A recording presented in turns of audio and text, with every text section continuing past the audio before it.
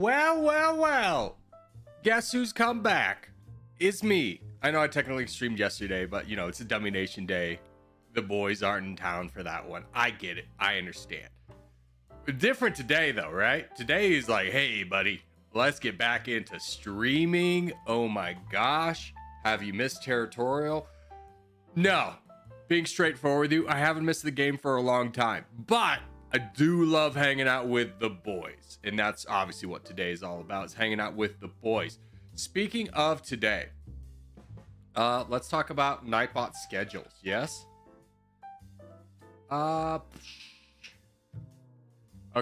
commands. Here we go. We are going to play Territorial. Boom. That's good. I want to play something else. To be honest with you, there's like a new game, newish game. Hold on, maybe we can figure it out together. I need people to start coming into the stream. What was it called? It was like global outbreak or something. No, that was a doomsday game. I'll have to figure it out. I want to play something new. Anyways, back to Nightbot. We'll just say something new. We're gonna, oh, that's not what we want to look at. We want to go to something. Where is my, did I just close Nightbot like an idiot? No, it's over here. Okay. Something new. After. Easy peasy, lemon squeezy, right?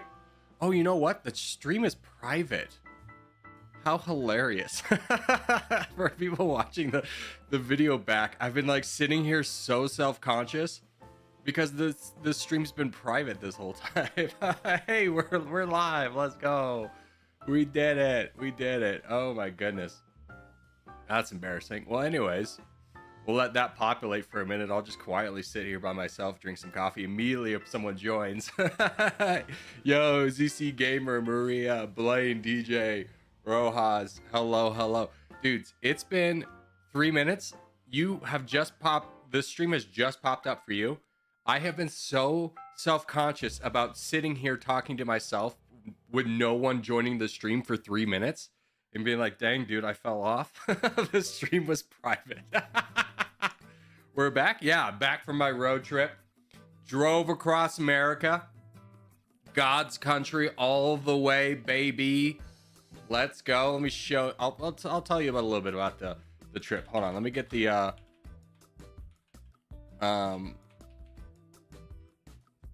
let me bring up the map here. Okay. So this is not exactly where my parents live, because I obviously don't want to, no one really cares, but like it's close enough. This is the route we took across Ye America here. And let me tell you, give me a bigger screen if I can get this bigger. Yeah, open in maps. Give me something big. I want to see the whole screen.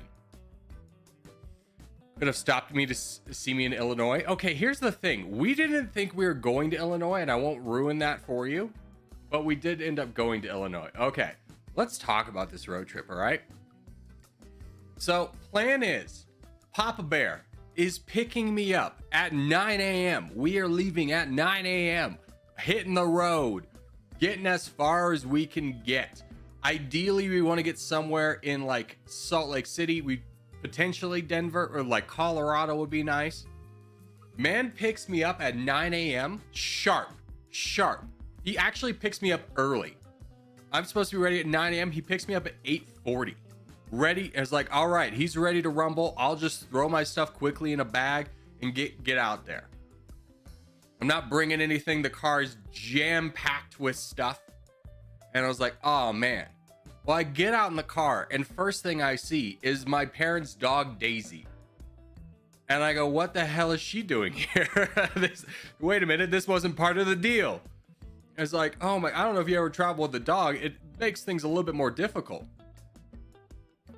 It was like, oh, your mom didn't want to take the dog. She didn't want to handle a bag and the dog in the airport.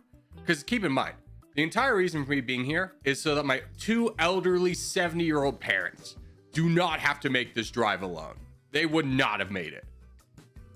So instead, my mom goes to see her family in Texas and then is flying to Georgia. Easy peasy. The plan was for the dog to go with her. And to see the dog in the car is like, this does not bode well. Well, before we even get going, Papa Bear goes, oh, we have some errands to do. And I go, freaking errands, man? You rushed me out of the house and you're not even ready? We had to go to PetSmart. We had to go to the bank. We had to do this. We had to do that. And it's all these things, I'm just sitting there be like, I could have slept in. He didn't need me for this. Finally hit the road, 11 a.m. Jesus Christ, man. Talk about a late start to the day. So any idea of getting to Colorado is now gone. We drive through Nevada. If you ever driven through Nevada, A+ state to, well, not A+, it's a B state to drive through. There's nothing to see. This is all desert and sagebrush. There's nothing here. Why it is a B? Speed limit 80 miles an hour. Hell yeah, brother, let it rip. We get all the way through here. We get to about this point. I'm listening to my Colorado State Rams about to beat Maryland, advance in the NCAA tournament. Riding that high. Dad, shut up. The radio's on. And most annoyingly, he's on his phone. And the update of the score is happening faster than the radio is, so he keeps spoiling things. It's like, I'm going to kill you. This is going to be the end of us. Well, about like right here, Maryland, we're winning by 1 point. Maryland inbounds it with 3 seconds left, hits a no-looker, goes in, Colorado State loses. Mother trucker. The only benefit to that is if they had won, they would have advanced to the tournament in San Francisco. And you may be noticing the proximity between San Francisco and Reno. I would have been very upset if I didn't get to go see that game, but it never was a possibility anyways. Anywho, we get to about Salt Lake City. And we start seeing there are very high wind advisories in Wyoming. Starting tomorrow at 6 a.m. If you've never been to Wyoming or Nebraska, this might be a foreign concept for you, or European countries driving in general. They have gates that shut down the highway because it'll get too windy. They'll first say, hey, trucks under a certain amount of weight cannot go, because they'll just flip over. I've never been to Wyoming and not seen the grave of a truck that's been flipped over by the wind. There's nothing out here. It's just, you know, God had big plans for Wyoming on the 8th day and just kind of forgot about it, you know? He's like, 7 was good enough. I'm kind of exhausted. Thoughts on Salt Lake City? I didn't stop at Salt Lake City. I have been to Salt Lake City. I will say your bar scene is garbage. It is like, if you haven't been to Salt Lake City, here's something that's going to blow your mind. They only sell 3.2% beer, which is lighter than light beer. That's all they sell. You also have to buy food with it. And there's a lot of weird rules as to when you can buy alcohol. However, you go to a place that just sells liquor, no problem, brother. Just hop on in there. You can drink 90 proof. It's like, this seems like a weird format, but all right, whatever floats your boat. I will say Salt Lake City has the best breakfast spot in the entire world. It's called Roos. If you ever go to Salt Lake City, go to Roos. It's amazing. Any hoozles. High wind advisory starting at 6 a.m. Do we really want to mess with that? No. Okay, here's the thing. If we push through and get to like Cheyenne, which is like right here, we can bypass all the wind advisories. However, this will take us to 2 in the morning. It is like 8 p.m. at this time. Or we could just stop in Salt Lake City. Drive will be a lot easier if we push through. There's nothing in Salt Lake City we really need to see. There's nothing in Wyoming. Like, God bless anyone who lives in Wyoming. There's nothing in your state. So I was just like, all right, well, let's just push through. I've been driving all the way up to this point because I know my dad is, he's in his 70s. He's not a long haul driver. This is like my secret skill. You know how everyone kind of has like a little X-Men power? I am the long distance driver. Before this, at one point, I drove from Dallas to Washington, D.C. straight. 22 hours of driving straight. No issues. I can do it. I'm unstoppable behind the wheel. No, like, getting bored. No, like, getting sleepy. I'm just hyper-focused driver all the way. So I was like, I can do this. Have no fear, man. Well, we get to about Green River. And once you pass Green River, Wyoming, there's nothing until Laramie and Cheyenne. Like, legitimately, there's nothing. Old man Michael O'Neill turns into like a little gremlin. Once we hit past 10 p.m., he's a gremlin, dude. I am like hard focused because that windstorm that was supposed to come at 6 a.m. has actually just hit now. And I am just trying to survive. He's turning into a gremlin. He's got restless leg syndrome, which if you don't know anything about restless leg syndrome, it is a horrible disease that has no cure other than light stretching, which is obviously impossible to rectify. So without him light stretching, his leg is just, he's just flailing. All like he's sleeping, but he's flailing. And also he's a sleep talker. So, but he sleep talks about work. So I'm catching secondhand flack about someone who didn't turn in their freaking report on time. And it's just like, while I'm dealing with the wind and the road and trying to keep things like going, I'm dealing with flailing Michael O'Neill, who every like 20 minutes just will like gasp as if the cops just served a warrant. And he's one of those guys who does this move whenever he feels like a little bit of a jerk. Is he'll move his arm across the other person as if that's going to do anything. It's like, if we hit something at 80 miles an hour, your hand will not be able to stop the force of my body going forward. I have a seatbelt there. The only thing that's going to happen is the airbag is going to compress your arm against my chest and probably break both of us. I'm just playing hard defense at this point. And it's just like, I wake him up and he's like, what is your problem? And he goes, I'm bored. He's like, you're not letting me drive. And I was just like, yeah, I mean, that's kind of why I'm here. But like, if you want to drive, you can drive. So it's just, pull over, let him drive. 20 minutes in and about 500 lane assist alerts later. If you don't know what lane assist is, we're driving this new Forester where if you curve off and swerve into the wrong lane, the car will beep at you, letting you know you have swerved off into the other lane. He is just drowsy and swerving, and it's just like, oh my God, I don't think we're gonna make it. 20 minutes later, he finally admits, he's like, I'm sorry, I can't do this. And it's like, yes, I know. That was the whole reason I'm here. Get to Laramie, Wyoming. As far as we're gonna get. F Cheyenne, brother, I'm done tonight. This is 2 a.m. Check into a Hampton Inn. I don't know if anyone ever stayed at one of these. I've been a Marriott boy my entire life. I've never touched this. If you've never seen the Hampton Inn, not only see the Reno one. Show me the logo. Show me the logo. No, not now. Logo. This is their logo. This is the worst logo that has ever existed. I assumed we were staying in something that has been renovated since the 80s. But their rooms are actually really nice. So we like stay through there, whatever, get going the next day, have a little breakfast, bada bing, bada boom. There was talks about going to go visit my brother in Denver, and I was excited to drive through Fort Collins, go Rams. But their wind advisory was worse between here and here than it was through this. And it was like, there's no way. Well, we start driving through Nebraska. Now, if you've never been to Nebraska, I swear to God, there is corruption at the root of any maintenance work that happens in Nebraska.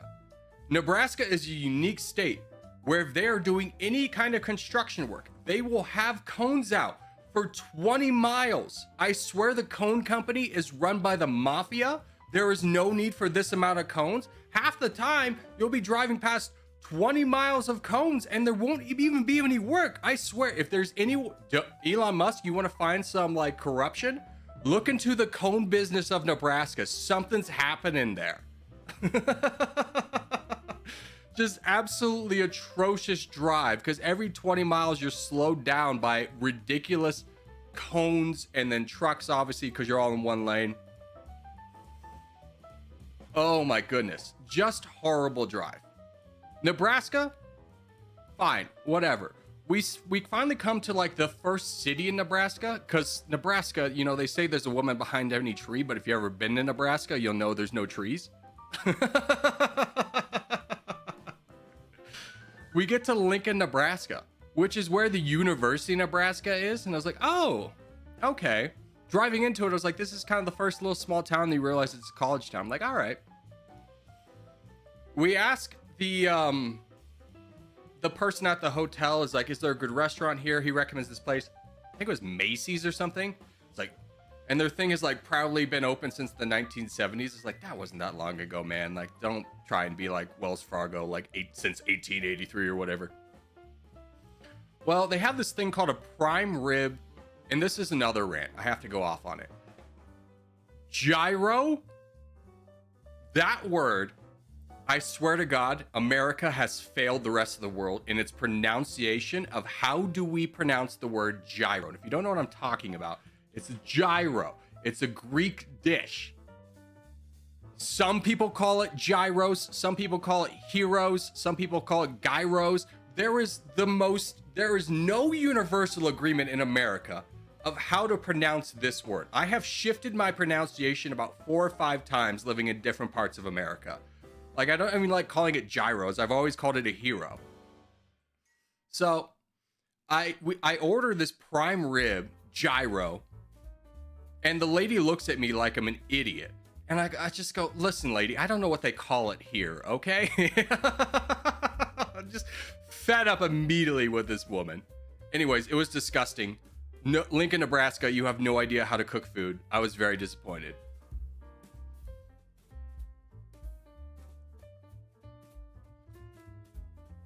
All the pit stops in Nebraska were blocked off by cones. There wasn't any construction, like you said. Yeah, it'd be like 20 miles of cones and like 2 guys doing like a little bit of work. And be like, how much work do you need to do in Nebraska? The roads are flat, my guy. Like, the entire city's flat. Like, there's one place in Nebraska called Grand Island, Nebraska. It's not even an island. There's no water. Any hoozles. We get to Missouri. Missouri. You know, the show me state. And let me tell you, I've never seen something that defines Missouri in my brain as much as I did when we were in line to get a McDonald's coffee, and a guy comes by in a red golf cart wearing full camo and like a handlebar mustache. And there's like, forever that will be Missouri in my brain. As the Dutch, we pronounce it gyros. Yeah, see, it's just no one knows how to pronounce it, man. But Missouri, I discovered something I love to coin as the Missouri standoff, where you think you're gonna go in the left lane and pass somebody. No. That is a personal affront in Missouri. If you try and pass someone in the left lane, it's heresy. They'll speed up until apparently one of you dies. Like, you're going 60 miles an hour. I want to go 75, which is the speed limit. Let me just kind of go a little bit faster, or 70 miles, which is the speed limit. I'm going 75. Don't tell the cops. I want to go a little bit past you. This guy's immediately speeding up. And it's just like, we're both going 75 now. And then I go 80. And then he goes 80. And it's just like, what the hell are we doing here, guy? I got in front of you because you were going so much slower than me. What's your problem? That was the entirety of Missouri. Missouris were like the most weirdly aggressive drivers I've ever met in my entire life. I don't understand what happens in Missouri, but it's apparently very hateful. Those mother effers that speed up to overtake you need to be pit maneuvered. I just don't understand the reasoning behind it. Like, I wouldn't have sped past you if you were going fast enough, but I want a cruise control, baby, and my cruise control keeps slowing down. I keep having to get off the cruise control because you're going like 60 miles an hour. Just let me go by. We'll never meet again. But anyways, we stop off at Kansas City. You know, if you're unfamiliar with America, there's a big kind of barbecue argument of whether Kansas City does barbecue better than Texas. And I'm here to answer this very straightforwardly. We went to this gas station kind of restaurant chain. I think it was called JC's or something like that. The barbecue was the most mid barbecue I've ever had in my entire life. Now, keep in mind, when I talk about that, I'm not comparing like, oh, like the secret hidden best place in Texas barbecue against the secret best place hidden Kansas City barbecue. I'm talking about like the chain restaurant barbecue style. JC's or whatever it's called. Hold on. What's it called? Famous barbecue place, Kansas City. I gotta get this right. No, it started with like Jack's or John's. Joe's. Yeah, we went to Joe's. Excuse me. We went to Joe's barbecue. And let me tell you, the most mid barbecue I've ever had in my entire life. The ribs were pretty good, but everything else we ordered was garbage. And when I'm saying that, I understand that Joe's is probably not the best that KC can offer. But my direct comparison to Joe's barbecue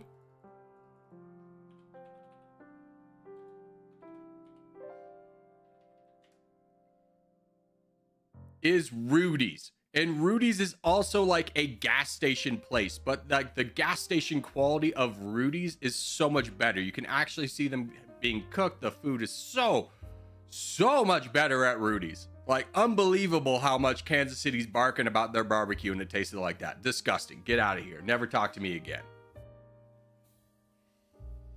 So anywho, we drive from Kansas City to what, fun fact, is the most segregated city in the United States, St. Louis. It's also a garbage city. I'm going to throw that out there. We go and see the Gateway Arch. Ooh, great time. We start driving and we want to like get to like Paducah or something like that in Tennessee. We end up in some small town in Illinois, which I didn't realize we were driving through. But yeah, we drove through Illinois and we went to, there was a small university, it was Southern Illinois University. Go Huskies, I suppose. But as we're checking into our next Hampton Inn, there was a man, and his friends in line behind us actively and openly watching porn in the lobby with the volume on. And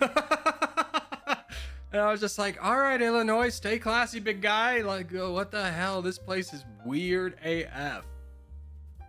Couldn't imagine it. Never would go back. Illinois is forever tainted in my brain. I've been to Chicago, but Illinois is forever tainted in my brain. Anyways, we drive through, and at this point, the road trip is getting to me.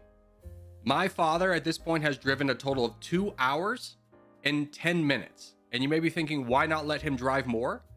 Every time I look over in the passenger seat, this man is asleep. He has literally fallen asleep multiple times on this road trip mid-sentence. And any time I have let him drive, it hasn't been a restful experience to me. Because he's swerving off the, like, oh my God, just senior citizen can't keep it in the lanes. And I was just like, shoulder. Like, not wanting to take the wheel and jerk it. But I'm pressing an imaginary brake and be like, oh my God, we're going to die. At this point, I'm just done with the road trip. And we are close enough where we can make the rest of the drive to Georgia.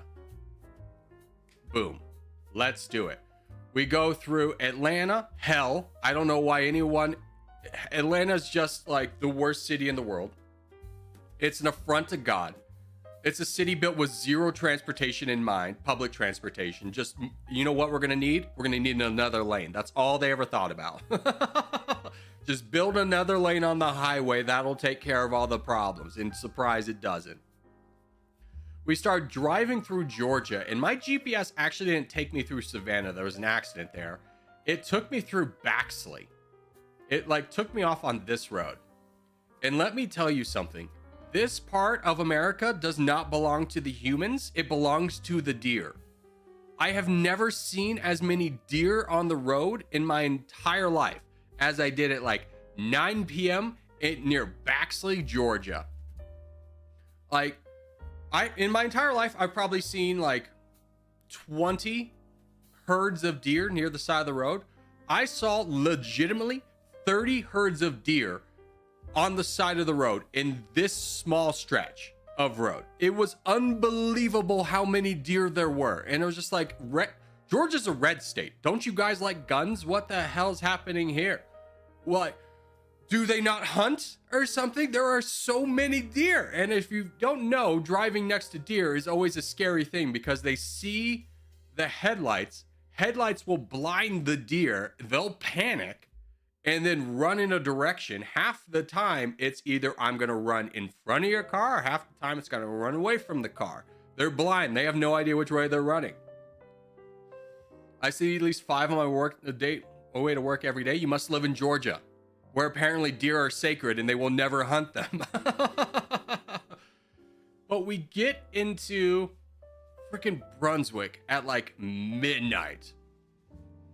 And it's just like, I'm so done. And my dad's working at a new hotel there, so I got my own room. And I'm just like sleeping in the room, and I just hear like the most. First off, it's Georgia. Even though it's winter, I've been like, I'm in winter mode too. Northern winter mode. Like 60s is right at this point in my life. At this point in the year, it's hot, right? 60s is hot. That's not an unreasonable thing for someone who constantly is dealing with near freezing to have to accept. I get into the room and the room temperature is locked. It's just like, this temperature will go from 75 to 70. It won't go below that. And I just go, what the hell, man? I'm trying to get it to 70. It's like, no, it's actually locked on 73.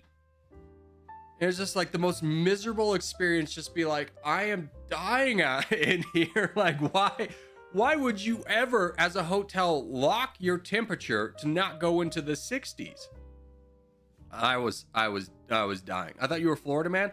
I've lived in Florida like 3 years of my life. I grew up in Colorado, and most of my adult life, or most of my entire life, has been centered in Colorado and at this point Nevada. Both winter states. 64 is great. I wish I could. I don't even like 64. I like 68. But being at 73 after like a long road trip was just like, I just hate this place. But that was my road trip across America. Like, so if I'm rating the states, oh, and I forgot to mention, Georgia has the most trucks I've ever seen in my entire life. I swear to God, you guys should invest in trains. It will solve a lot of your road issues. If I'm rating the states of how easy they were and fun to drive through, I'm giving Tennessee an A+. Great time driving through Tennessee. No complaints. Minus the fact that your speed limit was 70 miles an hour. Second best, Nevada and Utah, 80 miles an hour. Love that. Wyoming, garbage. Wind hell. Nebraska, run by the mafia. We can never accept this. America must change. We must start with Nebraska. Missouri, most aggressive people I've ever met in my entire life. Illinois, I drove through it at night, no complaints. Georgia, garbage. Garbage. Trucks everywhere. Truck fires everywhere. Anywho, that was my road trip. So I'm excited to be back.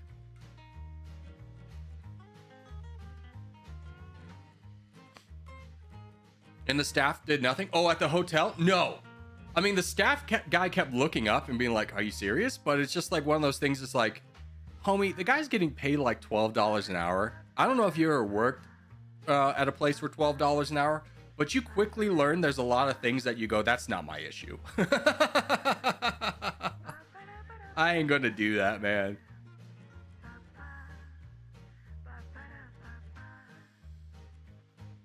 I'm from Indiana. I was heading to Fort Myers, and like half the drive was driving through Georgia. Yeah, Georgia's rough, man. Georgia's rough. Ugh. I did buy about 20 Powerball tickets in Georgia. I didn't win either, so you know that's another L for Georgia. Ooh, hold on. I do need to be right back though. This will take 2 seconds. BRBs.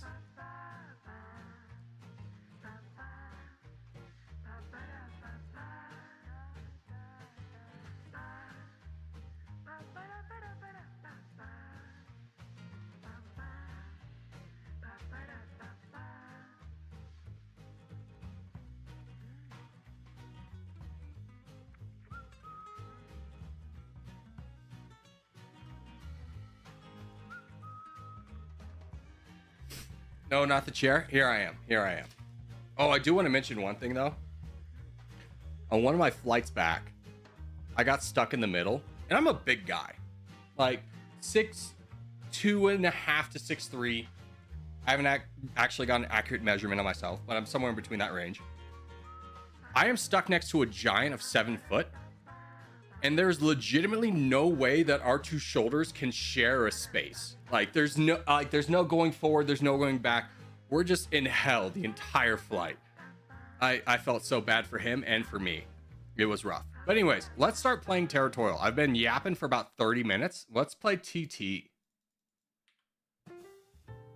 I was excited to share my my road trip with you. I thank you for engaging with me. Yeah. Bro sat next to Polly. No, this man was so fucking big. I've just never been next to someone that big. I've been next to Samoans, but like even when you're next to like a big Samoan, like they're not just like his shoulders were so huge. There was no way for me to get around them. Weirdest experience on the road trip? Just the deer, I would say. Here, let's do Middle East. Like, I've never encountered so many deer in my entire life. And I was just mind blown. My dad's like trying to distract me with talking. I was just like, you need to shut up. Like, I'm going 80 miles an hour. I am desperately trying to watch out for deer. There's no way that I could possibly engage in anything else. Like, I'm full focused right now. Spawn in Africa, this one? In the non-contest, you're free to spawn wherever you like.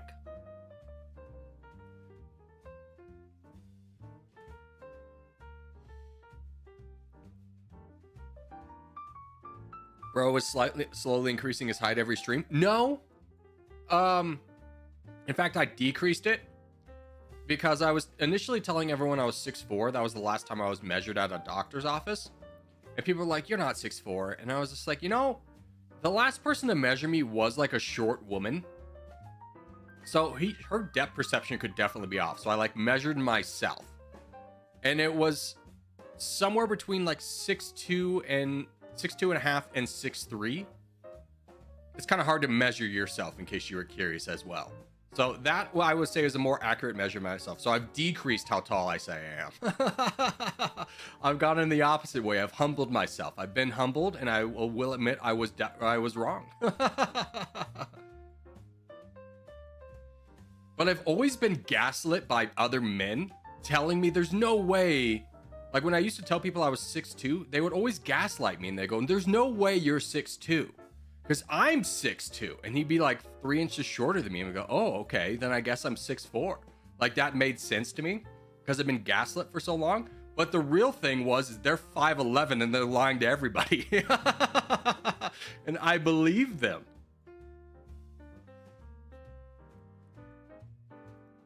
Ooh, we got problems. I'm gonna take this pressure off you, cutie. If this guy wants to boat in, I'm totally down for it. But if he boats into me, I'll be sad. Yeah, work with me. I gotta free up Cutie to fight the corners with potentially mods. Or Alex. Either one's a good target.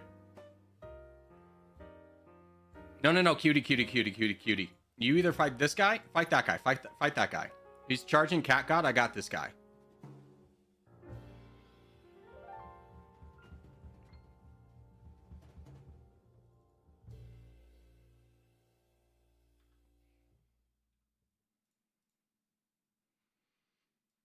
Okay, we're golden, Pony Boy. I'm gonna save up a little bit just in case I need to protect or donate to Cutie in the corner.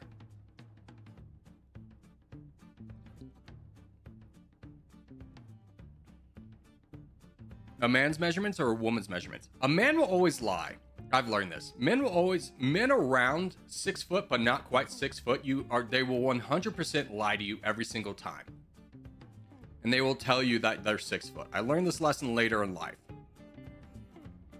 But I was gaslit into believing I was much taller than I was because they would tell me that they were 6 foot. And I'd be like, I'm much taller than you. So I'm clearly like 6'4". 6'4" is not a crazy, like outside of the realm possibility. I was also gaslit by the Marines when I was trying to be a Marine. Their measurements aren't accurate either, because they have a very strict, well, some of them are. The recruitment office I was at probably was not accurate, and the reason that they told me I was 6 foot, and that's way short. And the reason they would say short someone is because there's a very strict height requirement that you cannot exceed if you want to be a pilot. And they obviously, you know, want their kids to get into the Air Force and to become pilots and do all the cool things. So I think they lie about how short people are, or I grew 2 inches in college. I mean, both of these are possibilities. I don't know, man. Here's the thing. Once you reach 6 foot, your height doesn't really matter that much anymore, right? Like, you've already hit the milestone. Like, nothing else matters. So it's not like I'm paying attention to my height, nor am I going to a doctor every year, like Europeans probably do.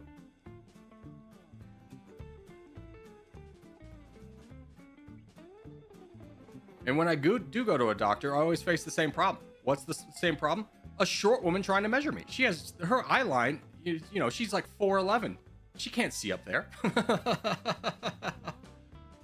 All right, I'm going to keep hitting against this guy. I think we're fine. I don't think I need to be donating anywhere. I think I'm fine to push through this naturally. Void? What do you need donations for? Okay. Void's trying to boat in. I'm going to keep going into this guy. Because if we can close up this and all get behind Void, that'll be much easier for us, right? Now I'll have to worry about an external threat. Void, just be patient. I'm coming. Leave me room, leave me room, leave me room. Oh my gosh, who is this? Cat God Bud, come on. Wake up. Wake up. You don't need to be in this fight with 1 million troops. Let's all donate to Void and we'll be fine. All donate to Void.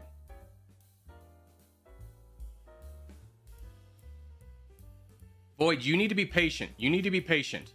We're going to win this battle of attrition. We have 50% of the board. Just be patient. You're running low on troops. Focus on getting the one guy off. Is this the same guy? No, these are different guys.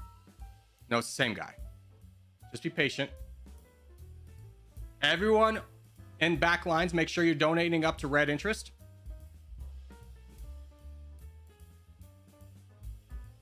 See, Cat God, this is the exact thing that we wanted to avoid, is I could get into this fight and relieve a lot of pressure, but you literally blocked me for no reason.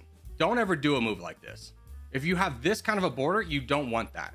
He's going to actively avoid you for as long as possible to do as much damage on our team as possible. Although the fool opened up me. Oh, that guy just full sent. Okay.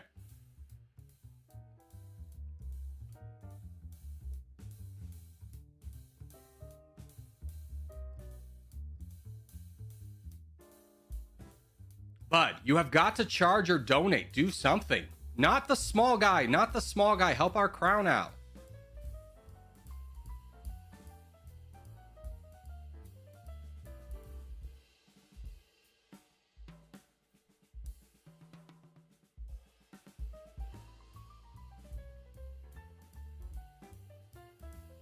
It's lost. Yeah. It's 100%, like, not to blame one person for everything, but that move of blocking me, not just because it's me, because I have 3 million troops that I'm now having to donate forward, I can't take any pressure off. What we never want to have happen is one guy blocking everything. So let's review this game. We always want to build up 2 champions. So there's 2 things that really we need to work on, that we need to avoid for any future games. And one of them is my biggest pet peeve of all time.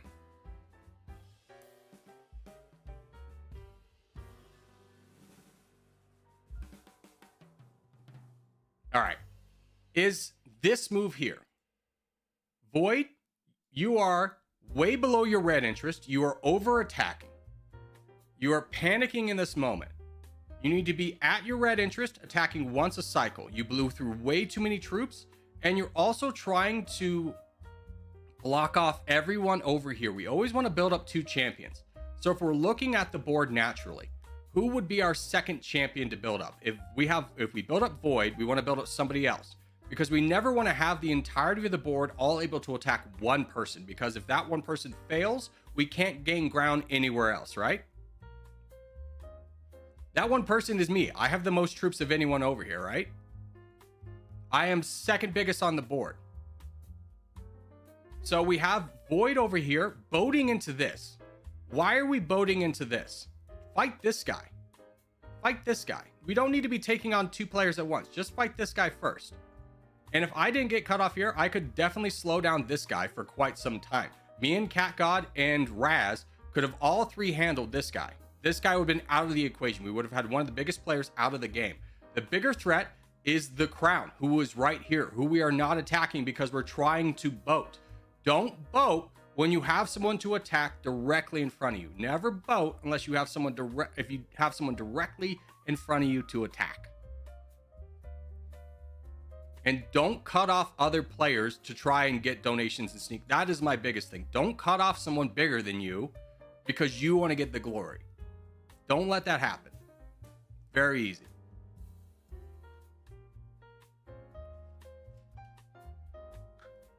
Not to blame one person. I technically blamed two people. And I also blame DJ for not joining.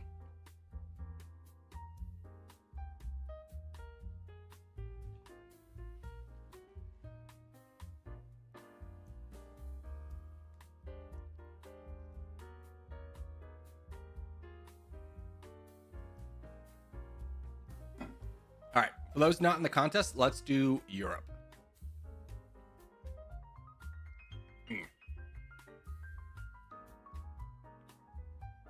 Blame DJ for everything. I can get behind that message. I definitely can. Contest is over? What do you mean contest is over? It's barely started. It's 2 minutes in.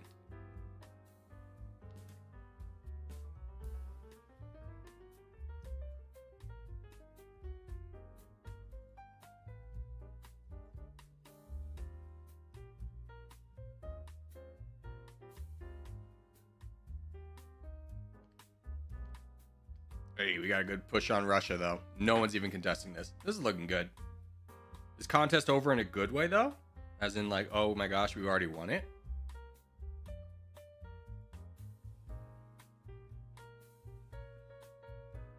Contest has a terrible situation. It's okay. We have plenty of contests to hit today.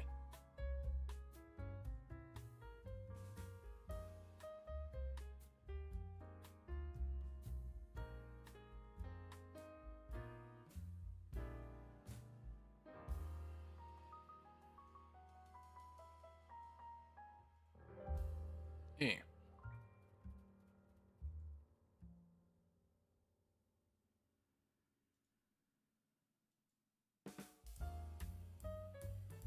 Why are people voting for peace 40 seconds in? That's so weird.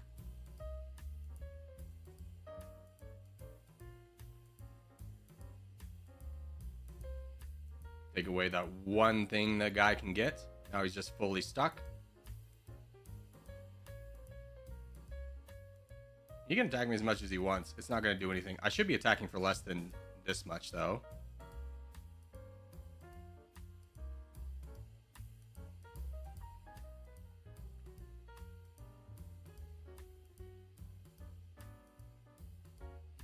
All right. Wonderful. We have 48% of the board. Let's start donating to our frontline boys. DJ, you didn't jump in the contest? Please, for the love of God, if you're on the front lines, know that your motive is not to attack. If you're on the front lines, you're supposed to save up until the point that people start donating you. That's your signal to attack. We don't want to lose ground, and we don't want to have a weak person in the front lines. Corgi, how's your Dominican grandpa?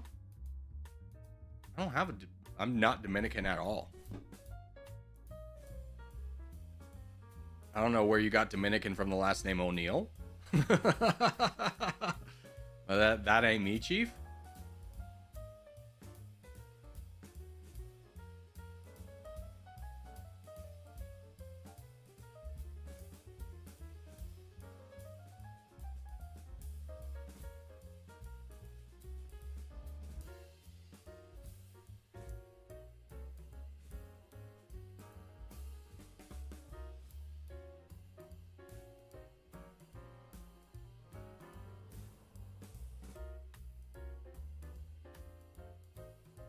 We need to figure out the back line. Blaine, can you do some work over here? Just take out the bot and then work backwards against that Scion. Be our front line against any kind of pressure over here. Thank you, Blaine. Good move, good move. Melon, can you help over here? Can you fight that guy down? Good job. 760's already in.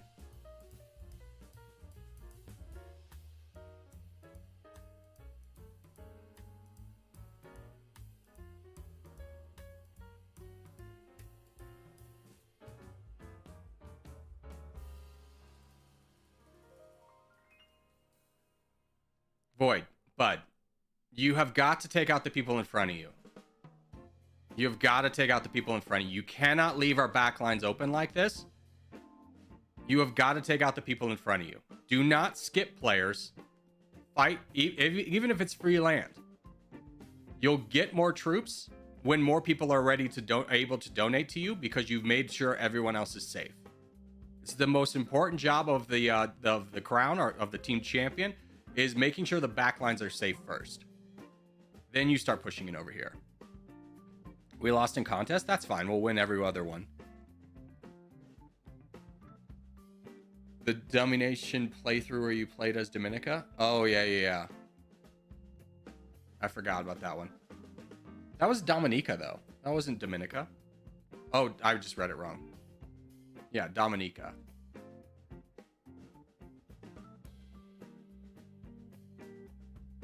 We're winning the contest? Good luck winning.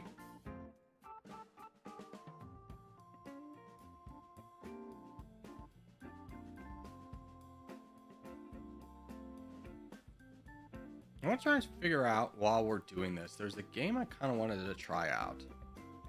All right, GG. There, let me pop up a side screen so I can do some research on the side. See if I can remember what it was called. Let's do Africa next. No, go over here. There we go. Africa, load in. Let's get ready. We'll catch up with the boys here in a minute. With the contest boys.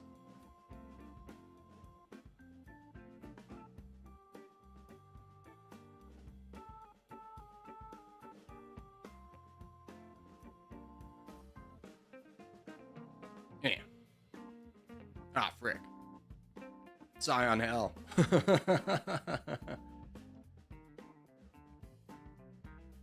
Memphi carried for the contest. Good to hear.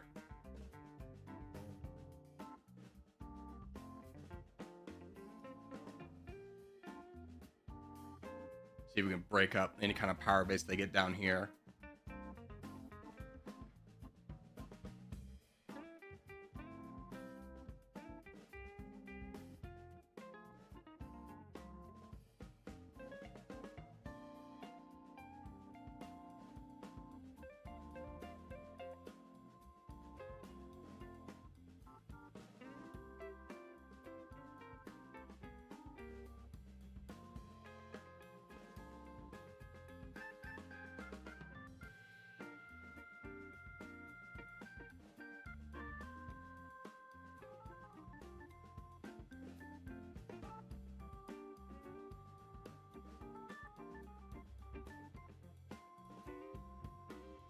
Slow and steady over here. We have a slight power base in the south that we don't want to lose. Fine is actually doing such a big effort for us in the north because I can just kind of cruise through a lot of this. Ooh, is that a bot? Ah, frick. That's a player who's been saving this whole time for a full send.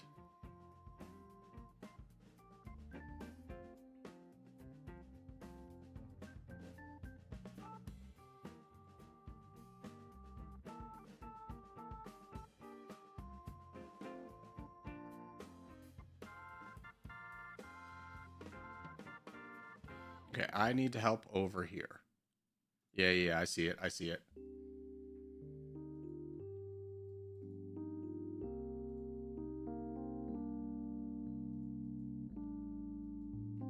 Wax, can you focus on this guy and I'll take down Zane by myself? Because we can't let this guy get too much land.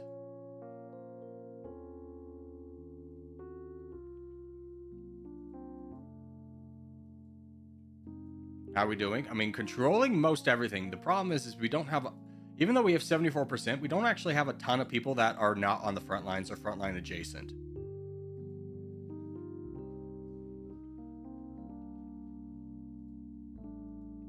Those people that don't expand much and save troops just for attacking need psychological conditioning. I don't think it's that. I think it's just when you do that, you've reached a point of frustration in the game where all you want to do is just take down one person. And to that, I would say, I don't know, man. It doesn't seem like the game's is that much fun for you anymore. Maybe take a break. Like, I think you're trying to white knuckle having fun, and you're not going to have fun that way.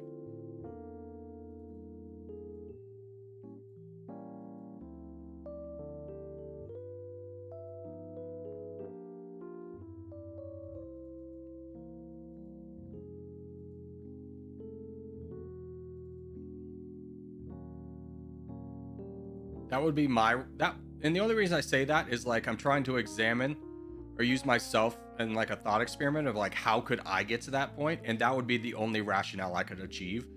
I don't know, maybe that's fun for some people, but it seems like if I was the guy who is small and saving up the entire time, my rationale would be like, I'm so frustrated with the game, I just want to make someone lose. GG. All right, we got 8 minutes. Let's do the world together. Let's unite the voice chat and the stream. We'll do a quick world, and then we'll be ready for contest. We won't miss the next one. It'll be an easy peasy. Didn't expect to get the crown. Good job.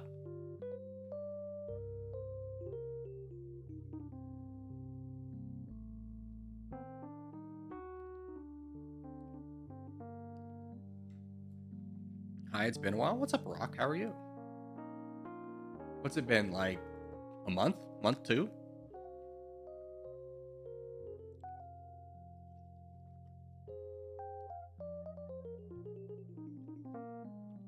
Yeah. You know, I'm actually okay here. No. You challenge this space. I was so crowded in my original spot that I was just kind of thinking is that really going to accomplish a lot for the team? I did kind of not need to move to challenge this guy. I think the real problem was whoever spawned here, Animal, if you had spawned over here, like when you're spawning in a team game, you got to think like, am I grabbing any land for the team that wouldn't have already been grabbed by another player?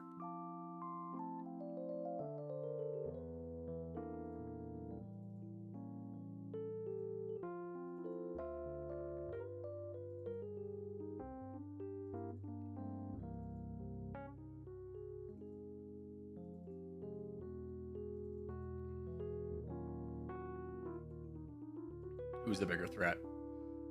Probably the guy to my right.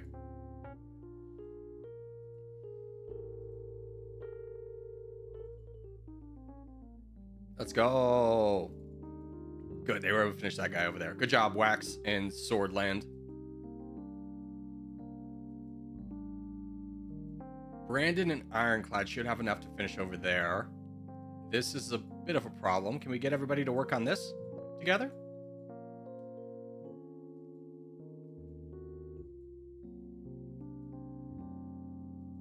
B-Syrup, are you involved? Are you charging? Yeah, everyone's good. Okay, good.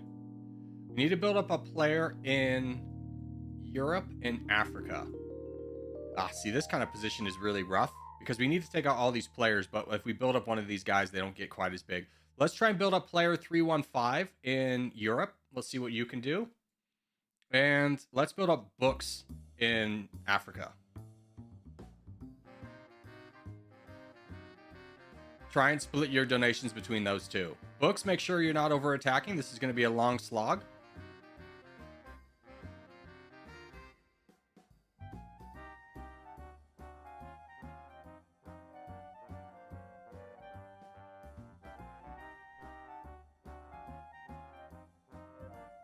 Who is this?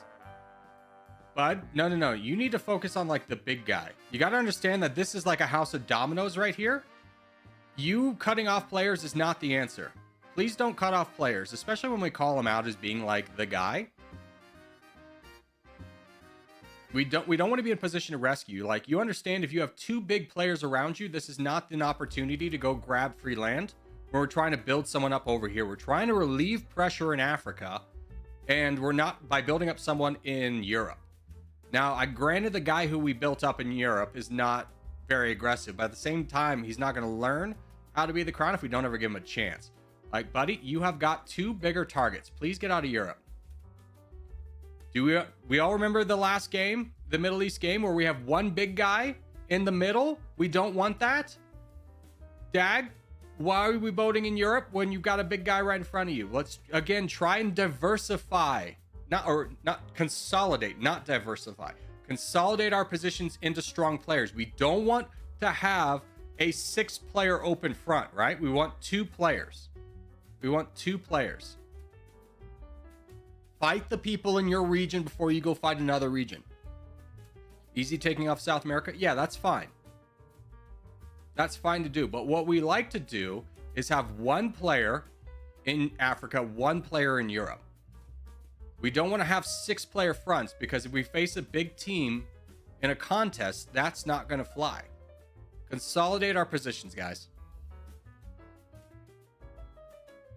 The guy in Africa is not a Corgi. His name is Corgi Prayer. We have Corgi Books and Corgi Pios. Which Africa guy is not on our team, would you say?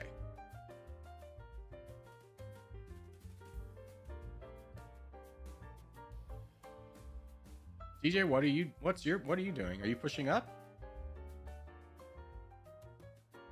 Oh, you went over to Africa. Yeah, consolidate our positions, guys. We don't need the crown going in every single continent. Let a champion emerge from each continent, especially in world where boating is such an issue. Consolidate our positions. Let's not leave open fronts.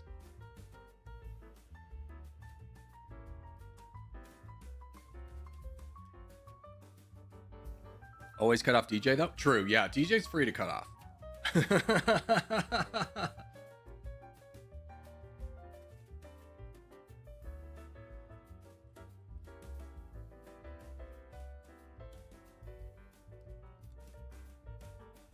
Jesus. Everyone's cutting off everyone. Like, Blaine, why are we boating down instead of just fighting the guy in front of you? This is a full stop. This is a full stop. Hold on. This is a full stop. This is a full stop. We're getting the voice chat involved as well. We're getting the voice chat involved. Full stop. Full stop.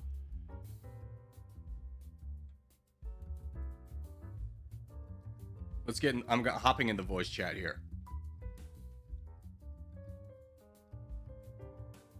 Hey, voice Hello, chat.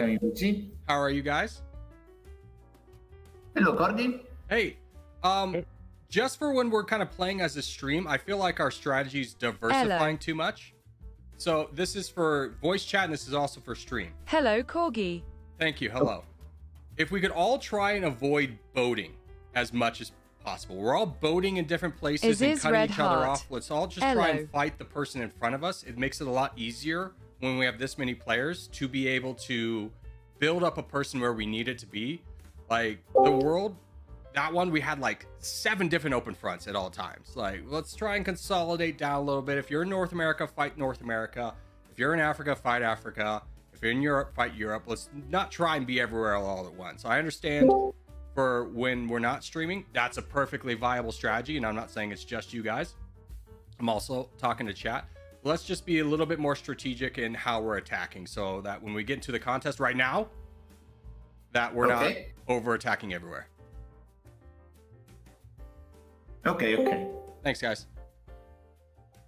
And that was mostly for you, chat, but I wanted to get voice chat involved as well.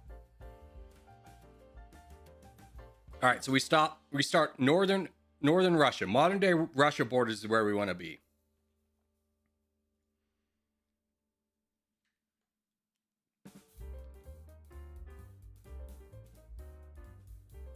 I thought you said we were free to cut off DJ. It's just a meme. Please don't cut off bigger players. Please try to avoid boating.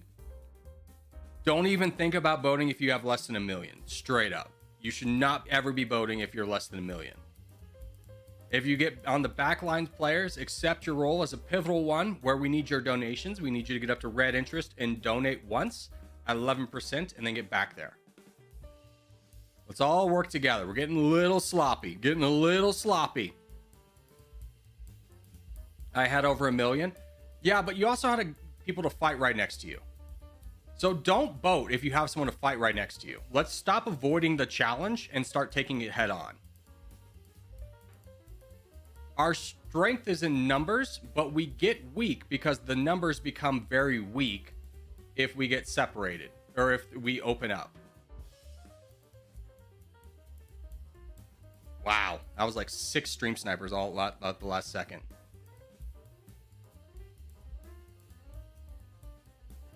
It's okay though, that'll be an easy trade. As long as everyone in the middle here does a good job. We have too much congestion on the front lines where people are very confused as where Russia is.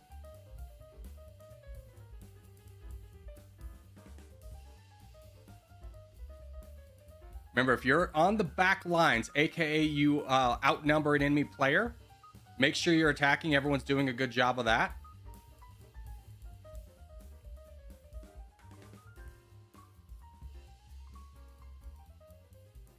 Good. Get in there, Gabe. Come on, wake up, Gabe.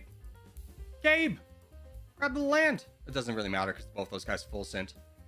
Abagalula, can you guys fight? Fight? I can't point to anyone, but Scuttleblet or whatever the hell your name is, Corgi Blank, all fight Macedonia. Let's go, guys.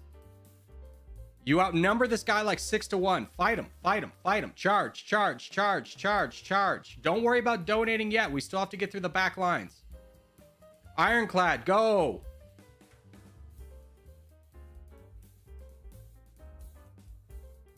DJ, please don't forward when we need to clear out this. You're like literally the only guy on our team that can deal with this guy.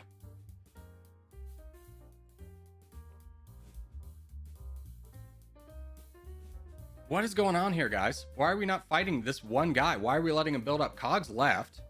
Corgi, why are you fighting for an island? Are you doing anything? Don't save up to red interest. You're on the back line. Start fighting now. Let's get some donations to DJ so we can close off this gap. This is going to become a problem. I support this boat.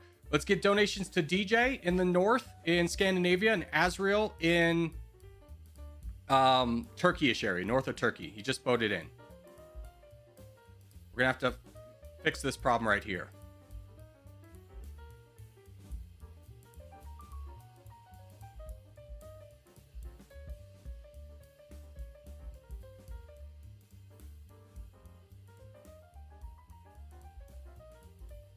All right, that's enough for Azrael. He should be able to hold that southern port.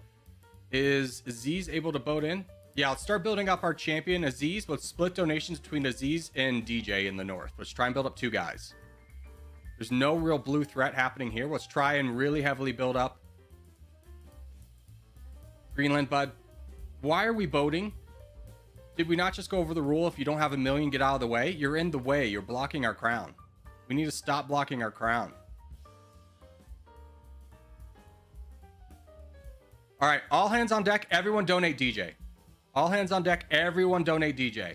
Aziz is going to eat through the back lines, but we need to win this front lines. Everybody donate to DJ. The only person you need to be donating is DJ. Aziz has enough troops to disrupt, but we need to hold the back line.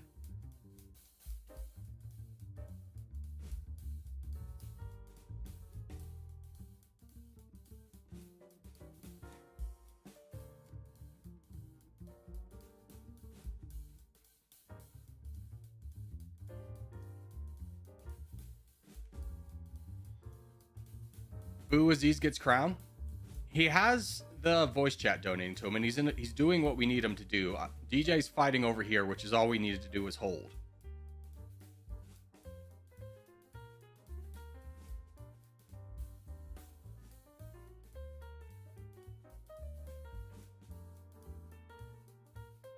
Remember, guys, if you are next to the crown, do not cut him off. Do not cut off the crown. This game's all about timing. The game can be lost in a matter of seconds. Never cut off the crown. Because if we have to translate all of our troops from the crown that we've been building up for 5 minutes into a new player, that takes time and we can lose those games. Don't ever cut off the crown. Yield to the crown. Yield to the bigger player.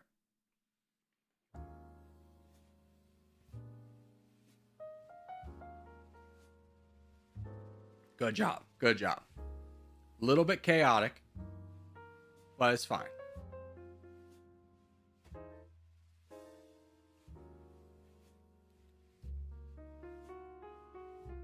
Second isn't so bad? No. All right, let's do Asia.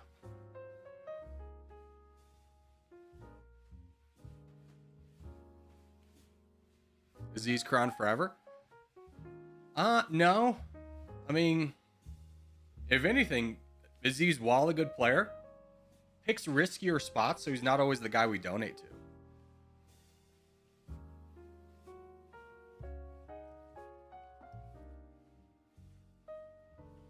You're free to spawn wherever you would like. Please just, avoid islands.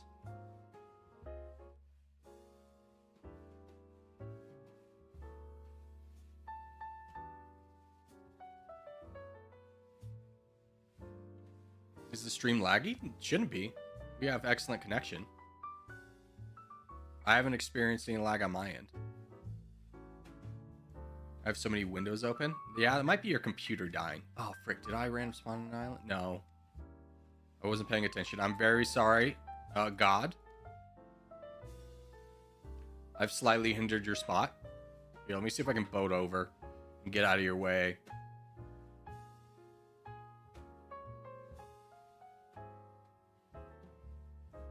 This is the rare time where boating's okay.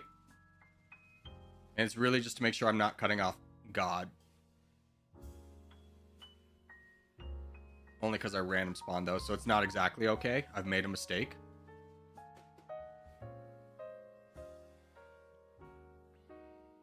Ooh, full send. Yeah! Grab it. Good job. Good job.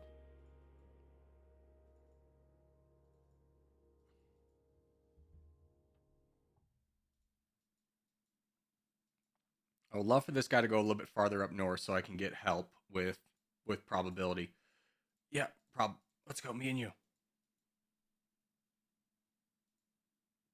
Let was a little bit of a wild card. Couldn't know what he was going to do.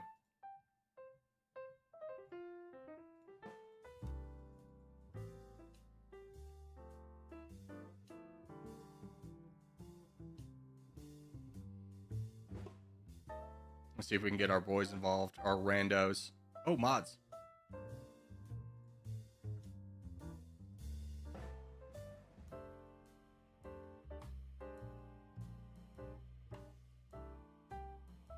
Big attack. Unnecessary. Holy cow. I think you just wanted to take him out in one swipe. Oh, Brandon.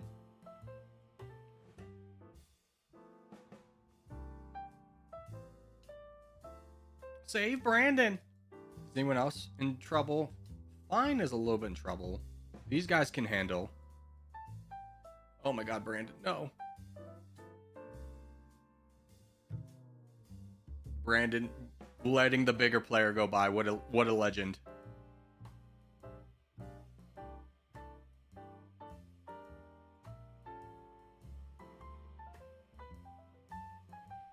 Corey, thoughts on queso? I'm gonna be straightforward with you. I have never watched a queso stream. My only knowledge of him is legitimately through like clips of other streamers talking about him. And it's not like he does anything that like, oh, I don't like. He's just never popped up in my like sphere. I couldn't tell you a single thing about him other than I know he's overweight.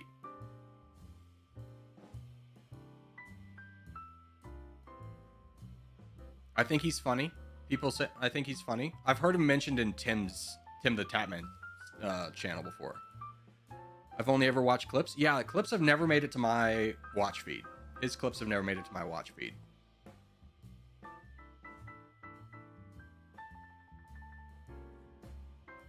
That's like the only thing you need to know about Queso. Yeah, see, that's just not nice though, right? I'm assuming he's funny. How much time do we got for the contest? Ooh, 10 minutes. All right, here's our plan. We're gonna do another game We'll hit this contest and then we'll go to lobby 2. I've never heard of him. Yeah. I feel like he's on the cusp of becoming a big streamer. Or he could be a big streamer now. His whole thing is reacting to people making fat jokes. I mean, play it up for the audience, I guess. Ooh, let's go to Caucasia next.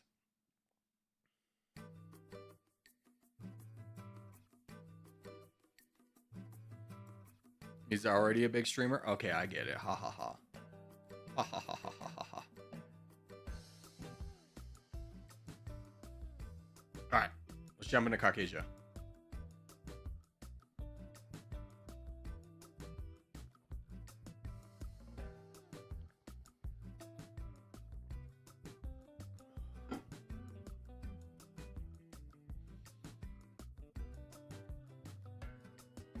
What do you do if somebody breaches the backlines?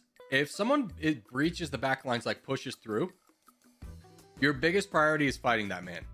Everyone should be fighting that person. Even if there's like someone who just full sent and has 0 troops here, but there's someone pushing through back here, you can do both, right? You can do both. You can send a small army to take the free land, and then you need to hard charge that big guy. But the ideal thing is that there are no breaches. And why it's so important for people on the back lines to don't save up to and donate at red interest is because if someone does breach the back lines, it's not like they get a free pass to all of our land, right? They still have to go through a bunch of people who have like 600,000 troops. That's why it's so important to not full donate on the back lines. Is because number one, you donate more troops over time by dribbling them out slowly. And 2, if someone does get into the back lines, they have a harder time to push through.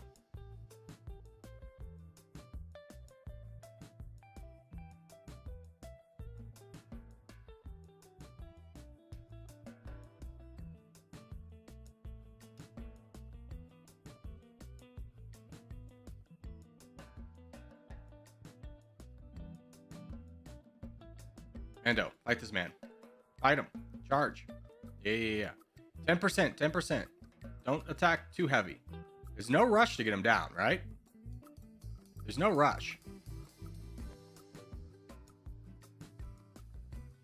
Many hands make light work.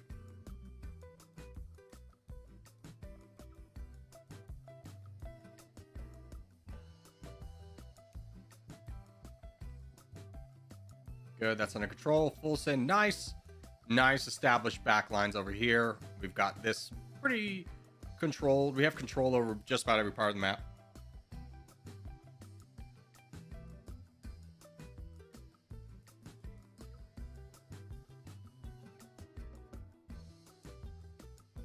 Corey, you pulled a psychology trick on us? What's the psychology trick I pulled?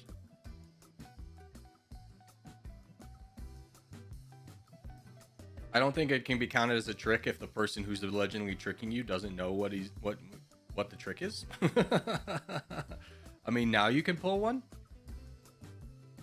I mean, here's the thing about psychology is people are so resilient in their beliefs of their own experience.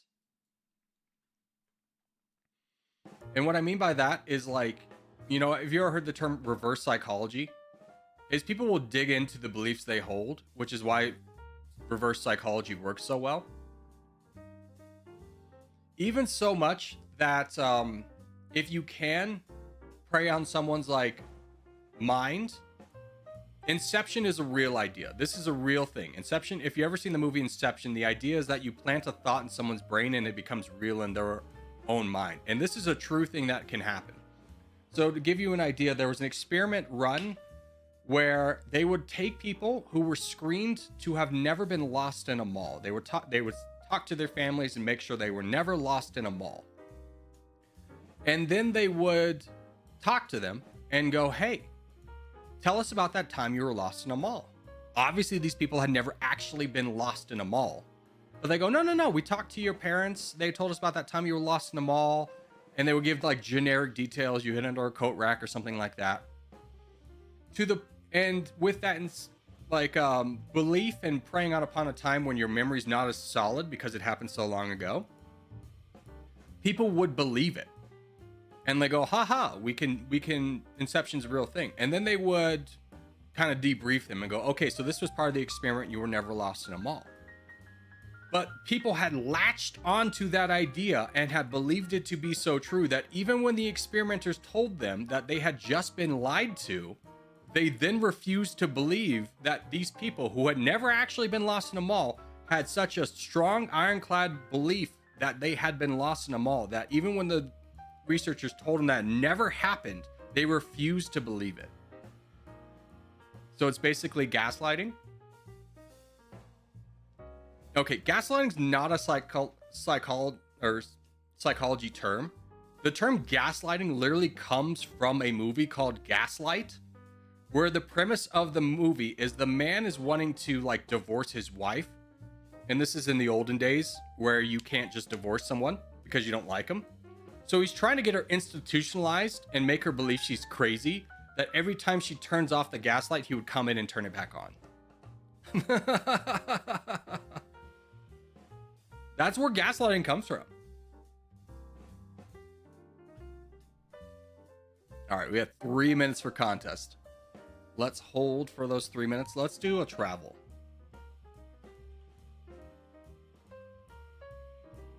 Ireland to Kosovo. Okay, so we need the United Kingdom. We need France. We need... Ooh, Kosovo. Okay. We could go Italy. I think Italy's right. Then Slovenia. Then Croatia. Now the answer is, does Serbia touch Croatia? And I think the answer is yes. Grrr! Huge. Huge. Top 36%. Let's go. Montenegro? Montenegro is never going to be the answer here, unless it's how to get to Montenegro. It'll never be involved in an answer. Contest starting? You lied to me. It's got 2 minutes and 30 seconds left. You friggin' liar.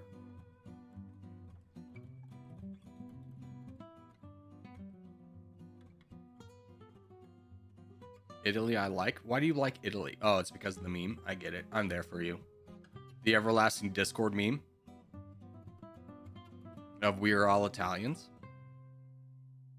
That would be really funny though if we were all just secret Italians. I don't get the meme. I think here's the thing. It's like an inside joke. Like if you weren't a part of its inception, you'll never like fully appreciate the joke. Like you can be brought into the joke, which I just did. But you'll never like appreciate the joke because you were not a part of it. What's up, Morwin? How are you? It's like when a couple has an inside joke, they'll be forever laughing about like something like doormat, and they'll go, ha ha ha, ha doormat. And they'll explain the joke to you about one time they like a doormat fell and like hit them from like someone's balcony or something, and you go, oh, okay. It's not funny because you weren't there.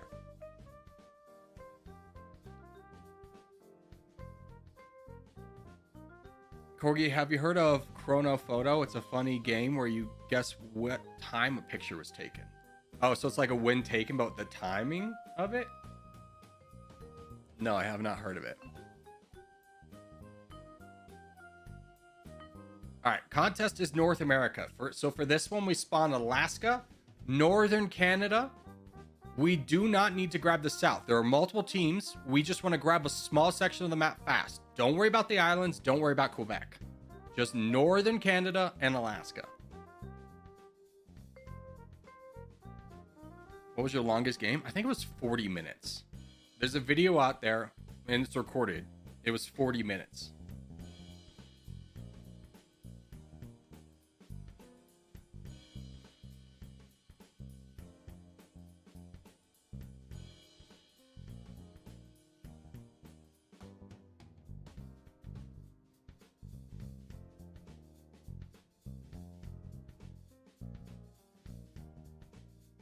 Any advice on trash teammates? What I would say to you, if you're viewing your teammates as trash, you probably need to look inwards. Most people want to do the right thing. So when you're just assuming that people are going to be trash, every team's going to have someone who just, it's not that they're trash, they just don't know what to do, but like insulting them is not going to help either. Understand that you were once in that spot too, where you just didn't know what to do and weren't a great teammate. So, you know, any good player can work around someone who doesn't quite know what to do at all times.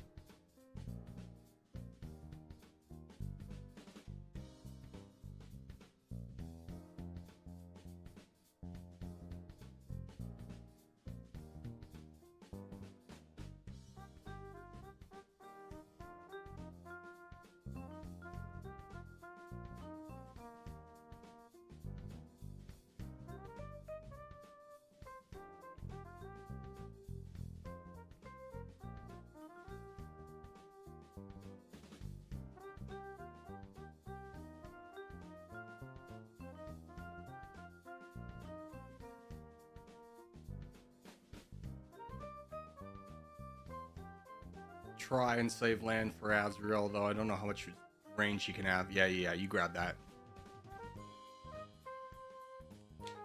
Teach your teammate then? Yeah. Most people will respond to like, hey, attack this person. And if you do it, they'll be like, oh, okay.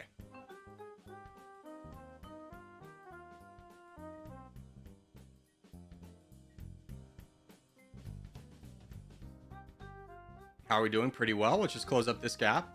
Player, can you fight with Potato and fight this guy down? Can you fight over here? Brandon's going to join in, I'm sure. So, Su Young. Yep, there we go. Good job, good job, good job. We have like 6 people. That's great to see.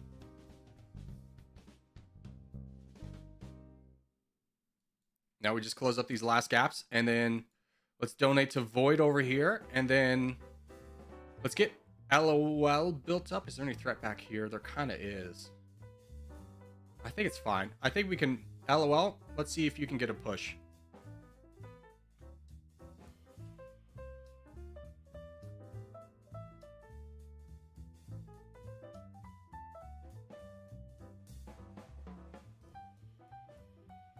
We don't need you to do anything heroic over here. Just fight the blue team. Just fight the blue team. Remember, as the Crown, your number one responsibility is protecting the back lines. So we're not a team that needs to dive, right? We're never a team that needs to dive. And what diving is following an easy path of weak players into the back lines of the enemy team, where it exposes you to being attacked by a lot of players. Just take the fight in front of you. Make sure that we have protected back lines.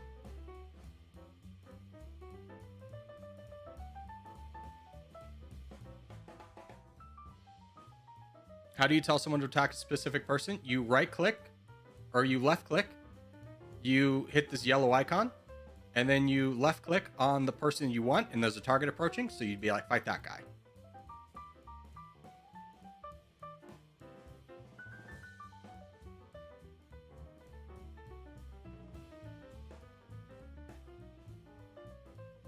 But isn't it a fact that they're trash because they're new? I would just say they're new. Why do you gotta call them names? Why do you gotta make someone who's just playing a game to enjoy their day feel bad about themselves? Just say they're new, man. You don't need a derogatory term to associate with that.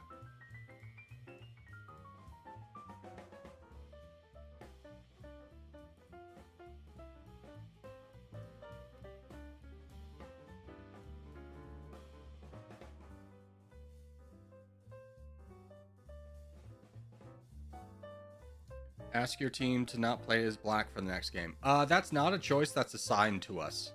The biggest team always gets, the team with the most number of players always gets the black color. All right, let's go to lobby 2 though. Let's take off tags. Game menu settings, lobby 2, back, and remote type player.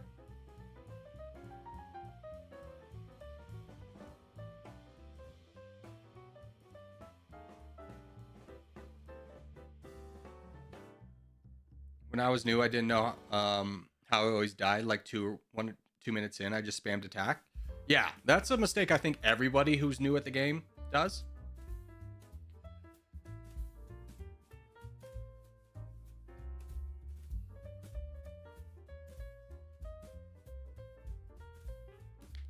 Wish I could hang out longer, but I gotta get some work done. Pick up the kid from track practice. Oh, good luck. Have a great day, Nate. Track practice. Dude, track is like... You think track is such a weird sport because there's so much of not doing anything all the time. Especially if you're field, like a discus thrower, there's so much waiting around. All right, let's do the world.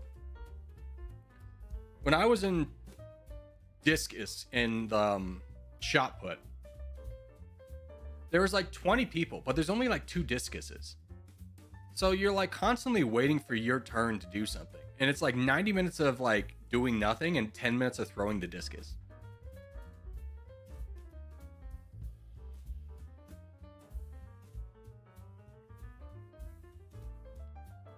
Love the content. You got me back and you got me into Territorial. I hope happened to be on my lunch break and this was the first stream I've caught with the boys. Well, thanks, Paul, for stopping by. Oh, gosh. Oh, no. Damn it, Paul. Paul's a saboteur. He knew I was going to read it. I was trying to go South America.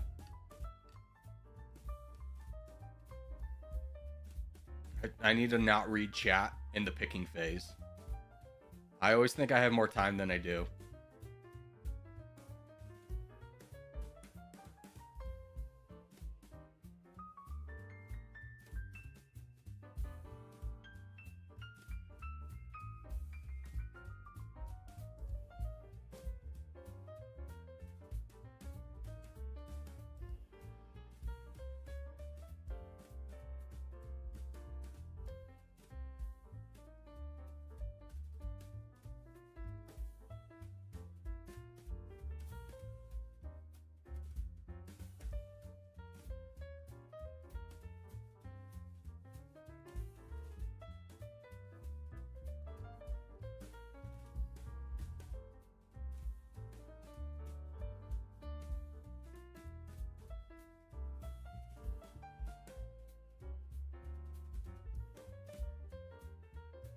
Where's our team?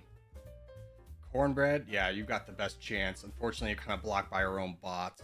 Your potential's lowered.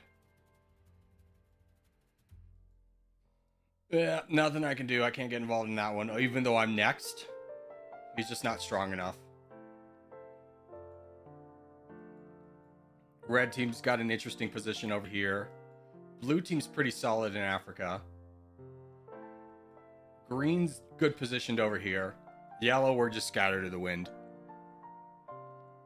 Do you like Domination or Territorial more? Probably Territorial. But in the context of streaming, I enjoy more.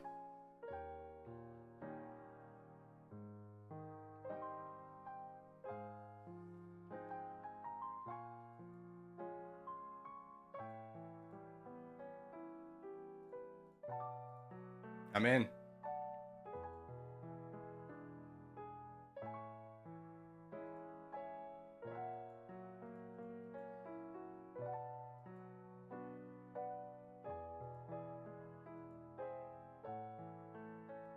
Ooh, big boat.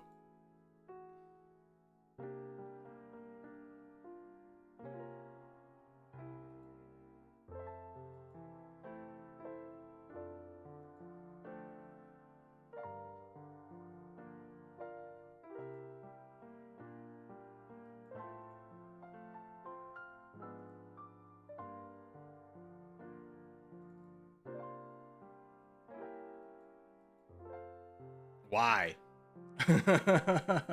Why? I was trying to let you have more room to get in there. Maybe I didn't communicate that.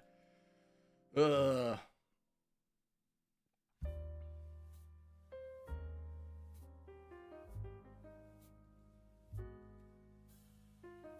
Brother Az with me though.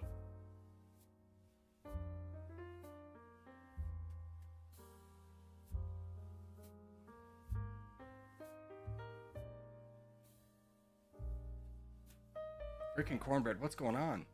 We're fighting down there? Ugh. Yeah, a chance to take out Loyal Ally. Boom me, boom me, boom me, boom me.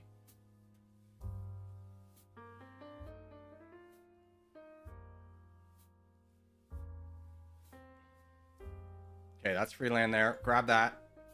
Dang it, I was hoping you would boom me. Hey, bud. Mission critical. I'm getting knocked down. So happy that you guys are grabbing free Antarctica, but maybe you could dual attack.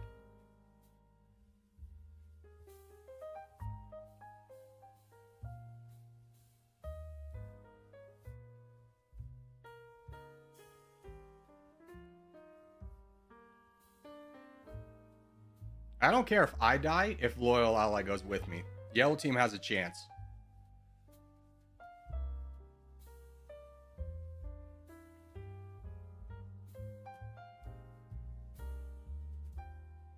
I just wedge for as long as possible.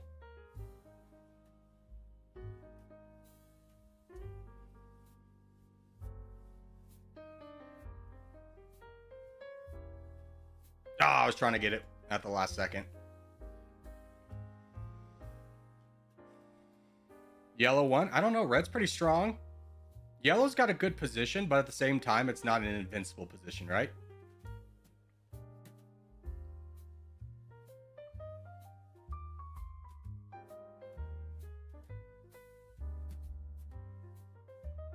Oh, cornbread. Good boat. Good advanced planning with that boat. If yellow loses this, I don't know. There's still a pathway they lose it, for sure.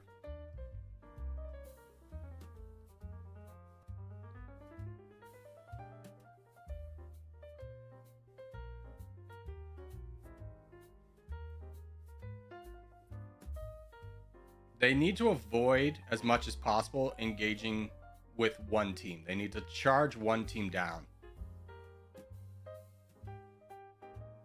And if I was them, I'd honestly charge down green. Like, you don't want to be in a position where every team has you to fight. You definitely want to consolidate one part of the map, and I definitely think you can get help with Swordland fighting down this guy and easily secure all of North America. And then I think they win.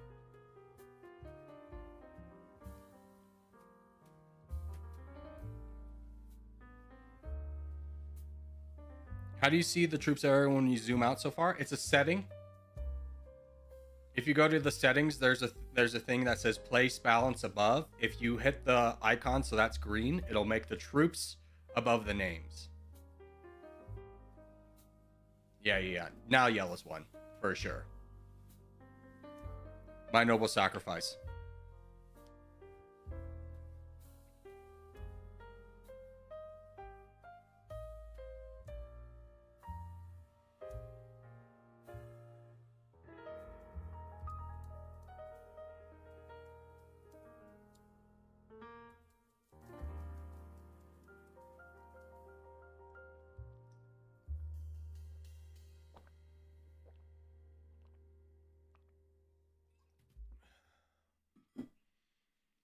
It legit looked like 1984? In what way?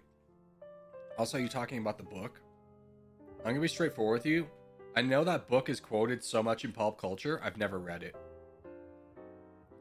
I went through a phase of trying to read books that everyone always tells you about. Like, oh my gosh, this is just like this. I read Fahrenheit. What was it? Fahrenheit. What were the numbers? Where they burn all the books? And I just go, yeah, man, I get it's like an powerful book, but it's not like I didn't enjoy reading it. Fahrenheit 451. Thank you, Rig a Jigglypuff. I read that. I read Moby Dick. I read Grapes of Wrath. I read all these like classics that people always talk about. The only one I really enjoyed was Grapes of Wrath,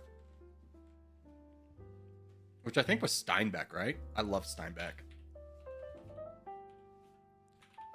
He's the only, like, yeah, John Steinbeck. He's the only, like, classic, you know, book you're going to read in, or he's the only author who you read in, like, school, who I like. To Kill a Mockingbird? Oh my god, I hated To Kill a Mockingbird. Ugh. Like, I get it, but, like, I didn't enjoy reading it. Let's go back to Lobby 1.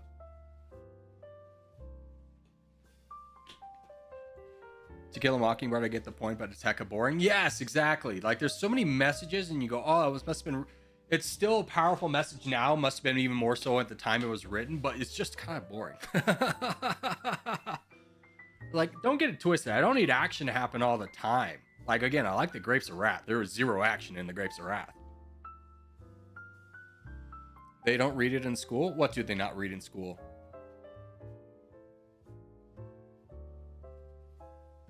Like, what's it? Animal House? Farmhouse?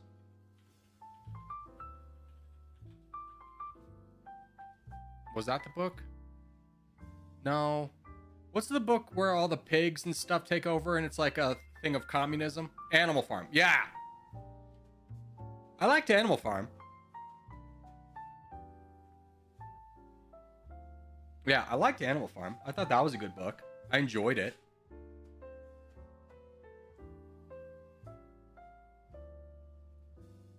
The only must-read book is Hitchhiker's Guide to the Galaxy. See, that's another book that people hype up all the time. I didn't enjoy it.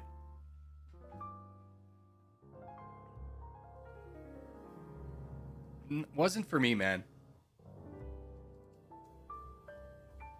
Great movie. I didn't even think it was a good movie. I thought it was just... The entire time I remember watching Hitchhiker's Guide to the Galaxy is I just kept thinking, like, this is... So they took a lot of inspiration from Fifth Element in making this movie, and they did it worse. I'm going to tick y'all off, but Harry Potter is just Star Wars with wands. Harry Potter, like, you can't knock the Harry Potter book franchise. I think you can have your opinions about J.K. Simmons, or not J.K. Simmons. My brain is dead today. I cannot think of the author. But anyways, J.K. Rowling. But the books were great.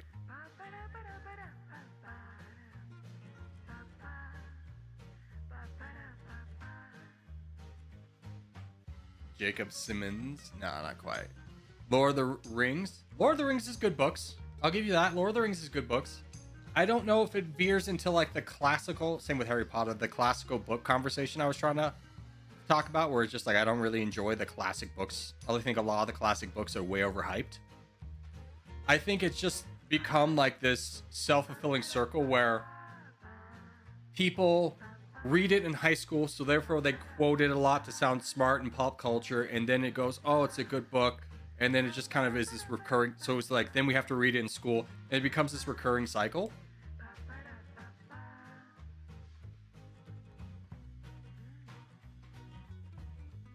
Have you ever read The Outsiders? No. Oh my god, the worst book I ever had to read. Oh, I can't think of the name of it. What's the book where the kids are stranded out on the island? One of them is Piggy. What is that book called? Lord of the Flies. Lord of the Flies. I hated that book so effing much. I'm gonna spoil something for you, but I'm sure you've all read it. Piggy dies, and it was like I literally celebrated when he finally died. He's the most annoying character. I'll take it back. He's probably tied with the main character of Catcher in the Rye as the most annoying character I've ever had to experience in my entire life. And I was so happy when Piggy died. Like, I'm gonna be straightforward with you. If I'm on the island Lord of the Flies, I hit Piggy over the head with a rock much sooner than they do. I take him out much sooner. I like the book. Oh, I could not stand it. I could not stand it. Did you like The Hunger Games? Yeah, The Hunger Games was good books, but again, that's a little bit more modern. Seeing him die in the movie was so freaking traumatic. You know what was really traumatic for me as a child? And I watched a retrospective thing on it, and a lot of people agreed, by the way, this is the world. We go hard Asia, Eastern Africa, stay in the East, don't go in the West, and Eastern Europe, Russia. But what was really traumatic for me as a child was the 1986 Transformers movie. Because if you're not familiar with the original Transformers movie, they did 2 back-to-back seasons of Transformers, and they established like this main cast of like 16 Transformers, Autobots. In the Transformers movie, I kid you not, in the first like 20 minutes of the movie, so many of the main characters from like the child series where they're all pew pew pew pew pew pew and like nothing really matters, no one ever gets hurt. in the first 20 minutes of that movie, so many main characters die that they kill off main characters from the series off screen. Like, my favorite character was killed off screen. I just remember looking, is that, I think his name was Wheeljack. And it's like, oh my god, they killed Wheeljack. Didn't even get a ceremonial death or anything. Like, it was a 2-second glance and he's just dead.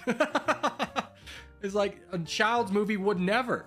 It'd be like the Paw Patrol is killing off half the main characters in their first movie. They killed Optimus? Yeah, they killed Optimus and replaced him with Hot Rod, and Hot Rod sucked. Hot Rod sucked, dude. Hot Rod got Optimus killed. He doesn't deserve to be the leader.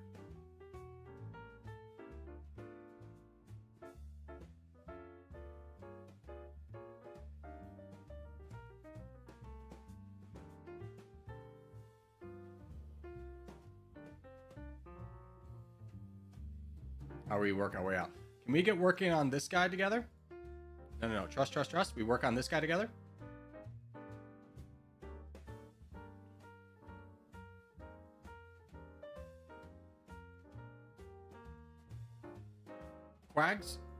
Quaggus, can you work on this guy? Oh, full donation. Huge.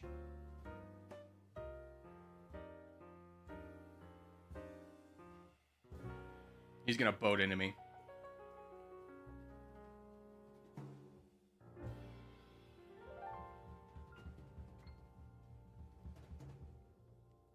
All right, I'm not gonna waste troops on that. Cornbread. Yeah, you're just blocked off, aren't you? All right, we gotta clear out this section in Southeast Asia. We gotta clear out. We gotta start kind of getting a little bit more front lines. This has got to happen urgently. If you have someone in Asia to fight them right now. Do not wait. Big full send. Let's go. That's absolutely huge for us. If you have someone to fight in Asia, fight them right now. Do not wait. Hannibal, Swordland. I saw you attack. Good job. Good job. We need to start building up someone in Europe. Let's donate to Middle Franken in Europe. Let's try and get a presence there.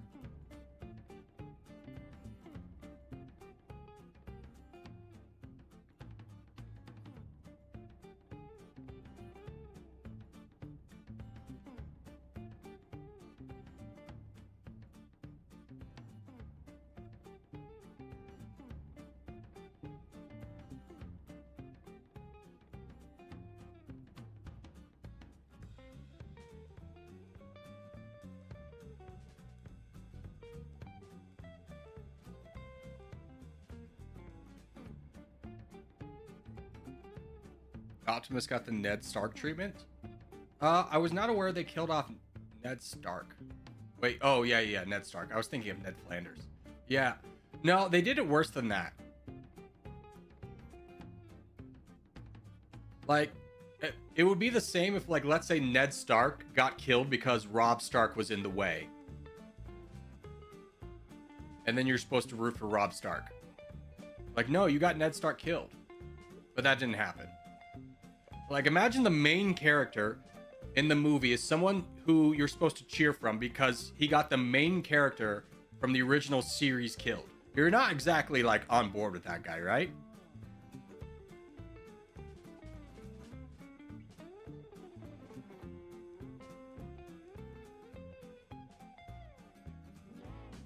And then the Bayverse happened. Oh god, the Bayverse is just like a puking of robotic parts and robots that all look the same.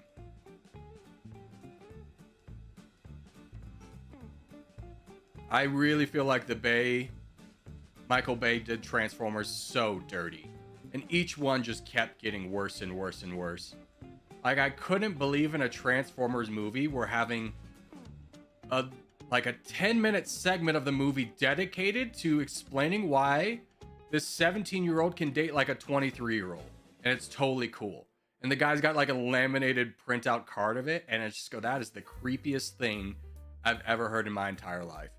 It's like an anime where they have like to over-explain how old someone is. And be like, no, it's cool. She's 400-year-old. And be like, that's still creepy. It's really weird. I don't like this.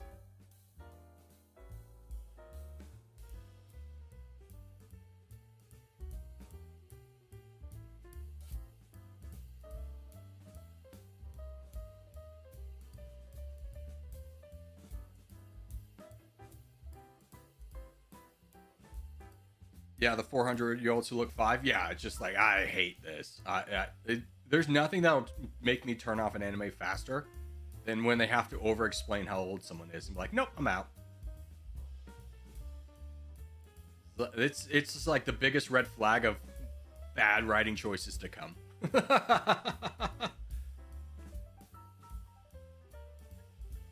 We got 14 minutes. Let's go back to lobby 2 and let's do a free-for-all. Doesn't matter if you take off your tags or not. Let's just go battle royale.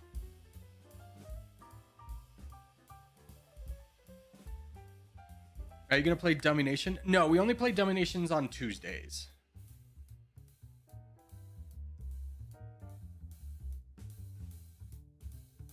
And while everyone jumps in on this, I'm just gonna run to the bathroom real quick and get water.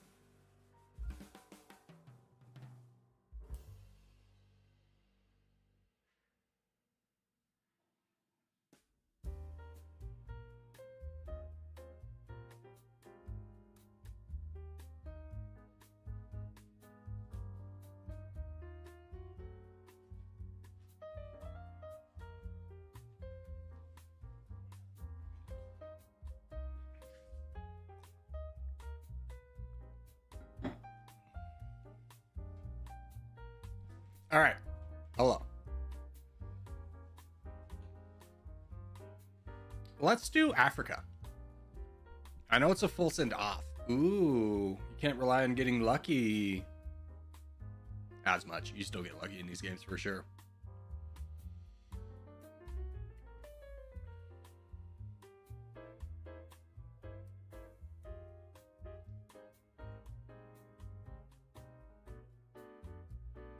Good luck.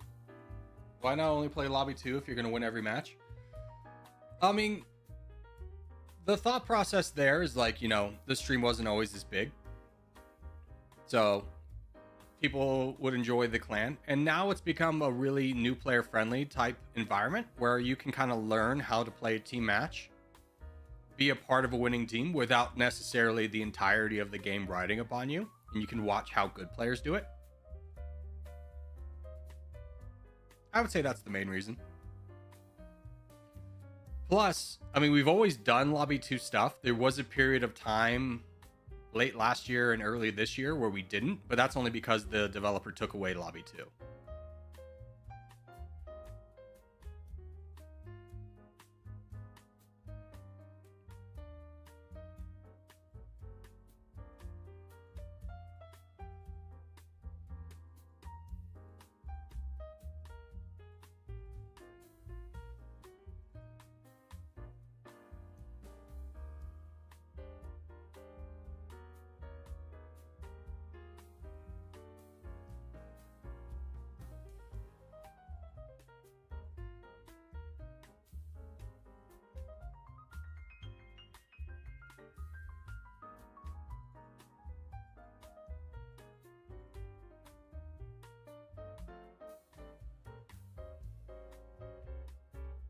All right, top 10. I can be happy with that. I got away with a little bit of overexpansion. Hello, Corgi Circus. What's up, Foxy? How are you?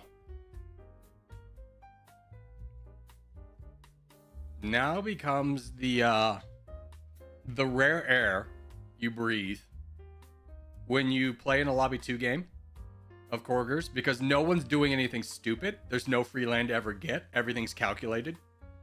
Everyone's saving. Everyone kind of knows what to do here. It gets a little rough. I saw your domination video yesterday. I think you mean the stream, but yeah, I remember you. I think that's...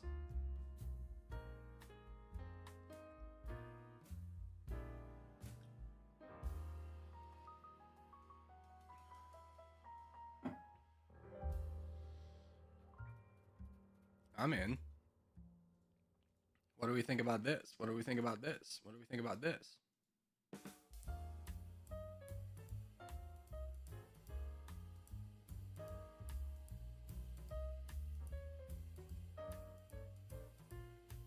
Yeah, see, everybody, it's like the moment you strike anybody, they'll strike you back in return. And the moment people see people attacking someone else, like everyone's going to join in on fighting me.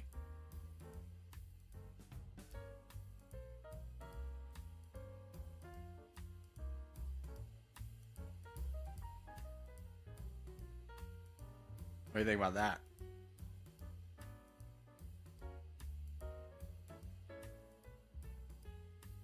It's easy land, easy money.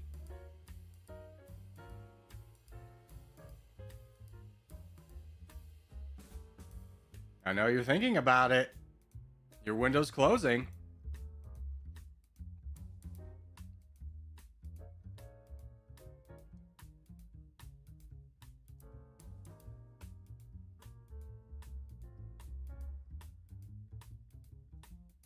I knew Burns was going to do something. I was just thinking, is like, you know what? Burns' numbers aren't moving. I will wedge and make this as difficult as possible. Not you, though. Hey, have you seen this? Have you seen this?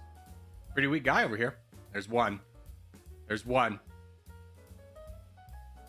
I'm a survivor, dang it.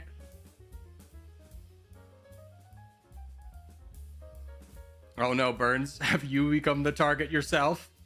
Have you become the hunted?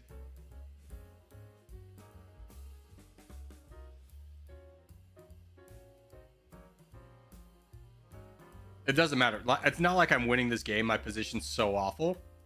I'm just trying to take as many people down as possible.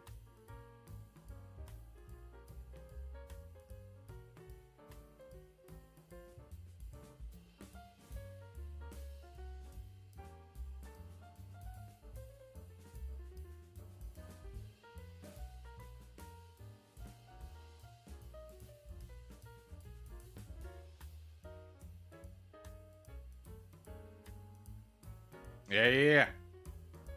I'm already in.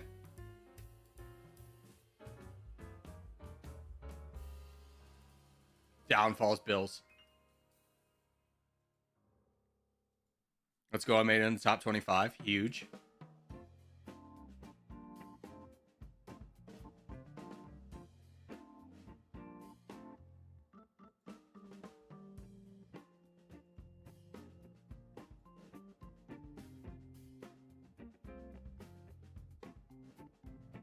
Now, this is a hard one to not get involved with. Because there's no way I win if I cut off everybody, right? Just a little bit.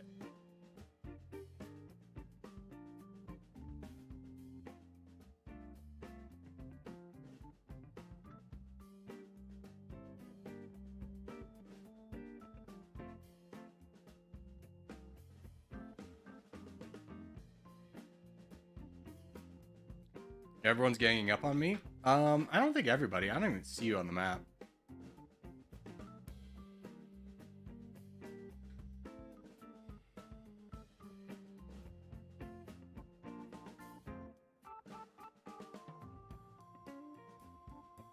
I think my best move is actually here.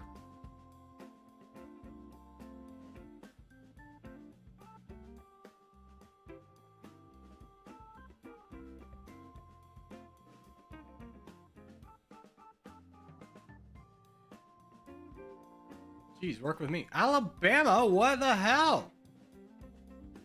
The hell, man? See, this is the unfortunate nature of playing these games, is people will just target you for no reason.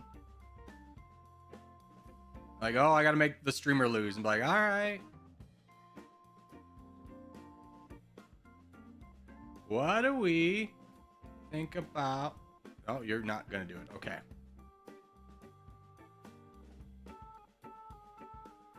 Yeah, Crown's pretty big, boys. Jeez, we should fight over here. We should fight the Crown. Jeez, come on. Wake up. Wake up, sheeple. We all lose if Cornbread goes down without a fight. We have to take out Evil Melon. Apes together strong. Freaking 760. It's not a bad move. It's just unfortunate for my position.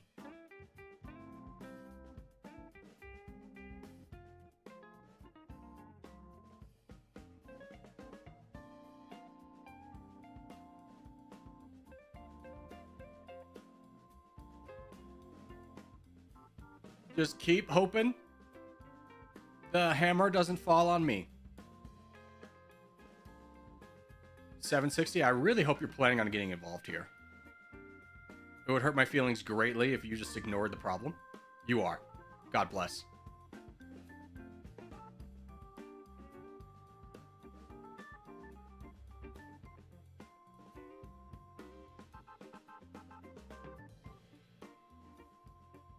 I'm sorry, player 169.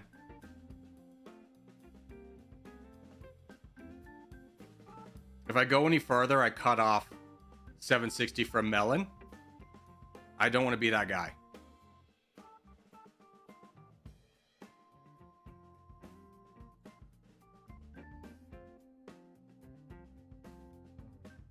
Oh no, you fools.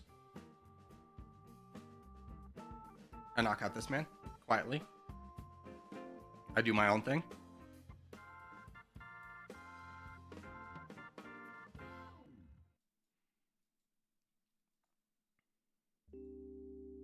What the hell? Why is everyone with their last dimes on? This is as much as they can do.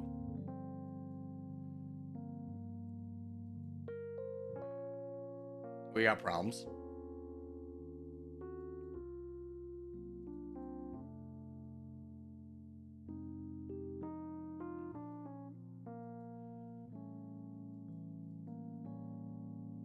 Melon, what do you think about this? I think this is a good one. I'm here. I'm not going to get cut off.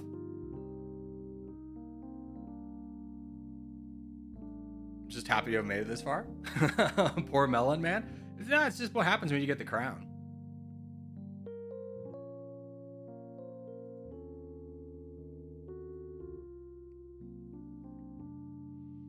The only people guaranteed to lose is probably me and Burner.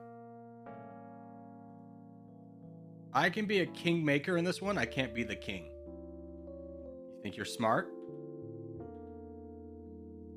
I just vote. I won't let you cut off Melon.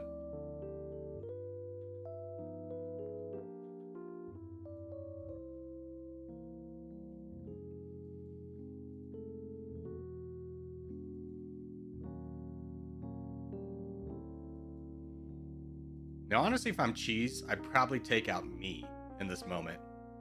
Everyone else is distracted doing stuff. Oh, they're both trying to boat down there.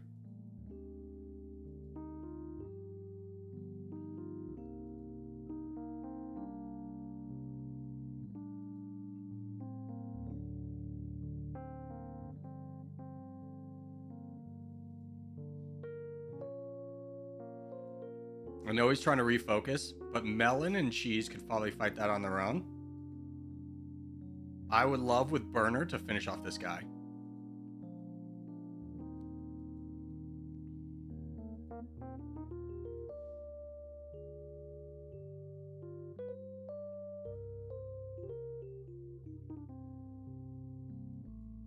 Love the boat. Love the boat. My goal in this position is just to try and make sure that everyone stays in the fight. Like, I'm not trying to cut off. I'm trying to leave avenues for everyone.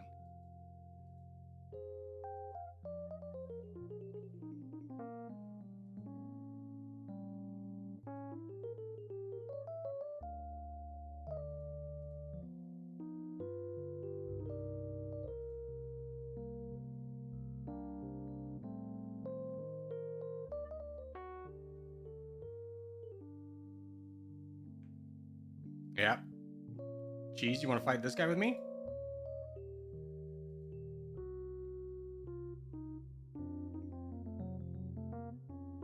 I gotta have to wait, I think, until Cheese gets involved or until Burner. Where am I losing troops to? Is he just... Oh, he's boating into me down there. Okay.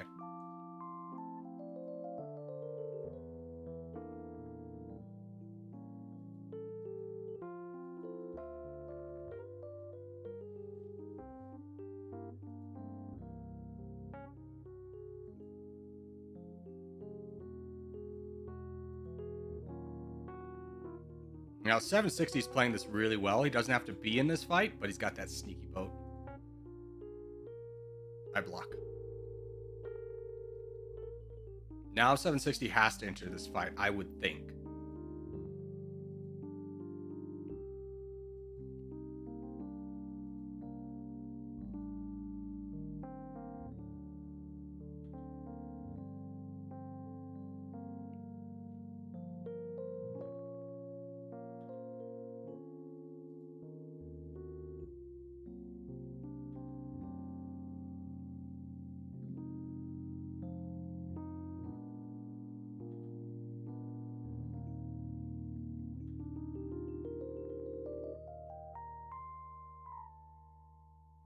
Yes, now you fool. You fool, you've played yourself. 760's got borders on you.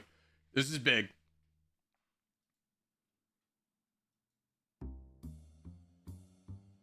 Now I get free attacks on Melon, because he has to fight 760.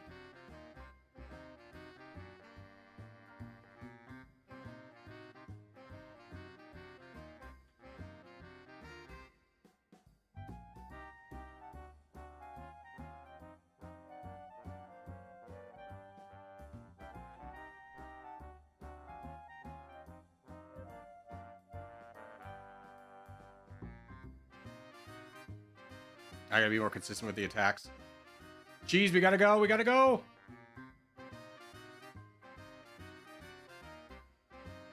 Don't get cut off.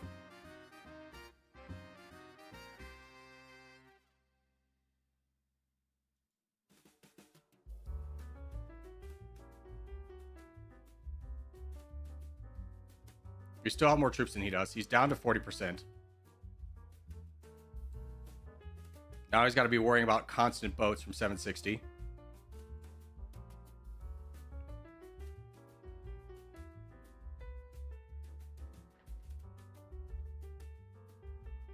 You know what I'm going to do? I'm going to stall. 760, get some boats going, bud. Get more boats. You know he's going to block it. Send like 3 million. Send like 3 million. Send, yeah, multiple boats. Challenge his direction.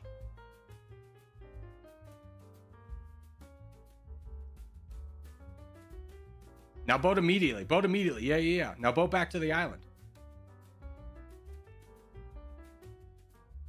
Oh, Melon's just playing too well. My money's on Cheese. Cheese has not been able to accomplish much.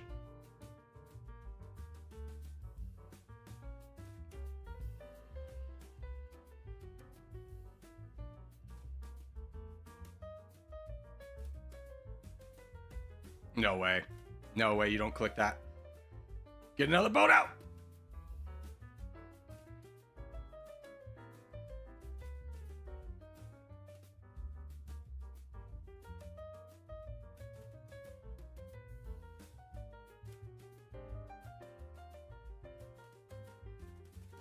We're bringing him down slowly. He's down to 37. It's really hard when you get someone who's pestering you with boats.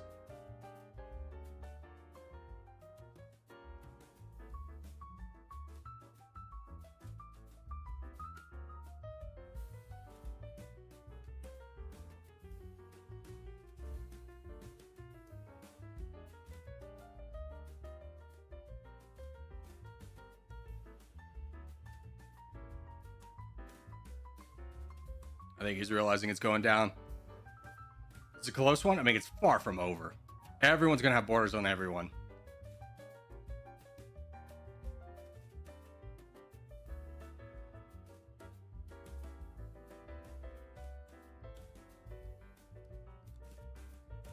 I'm the crown? That's awful.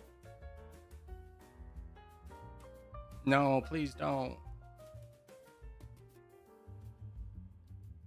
I'm not strong enough. I'm not strong enough. I'm not strong enough to have the crowd of my own. Yeah, I get you, Syrup. That's exactly what I'm doing. I'm not going to say it, so people have to read it.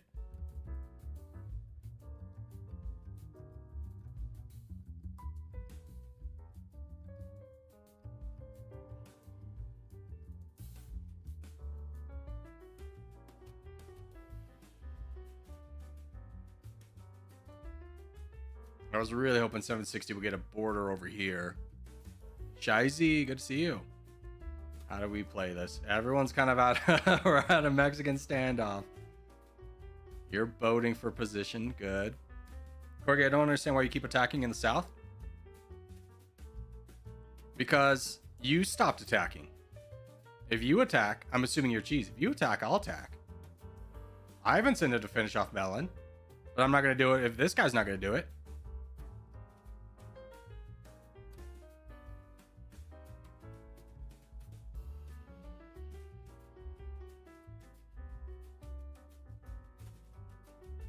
You attack with me.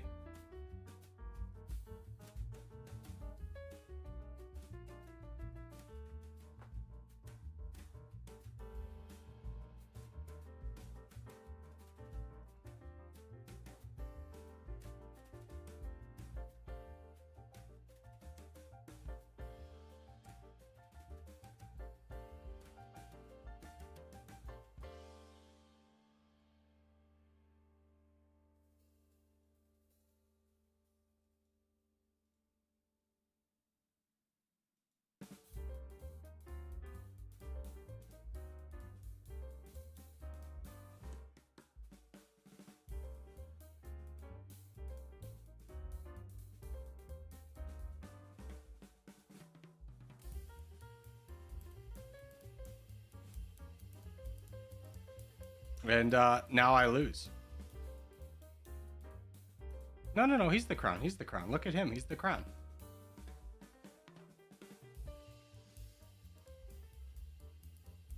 Group together strong.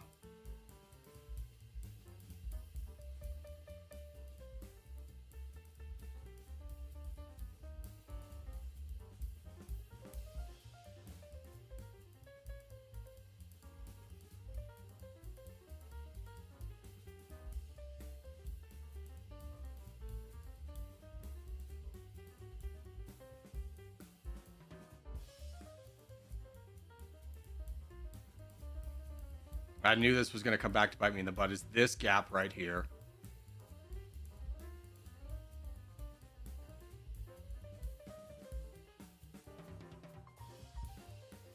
I only hope is closing it off, but somehow turning 760 against cheese.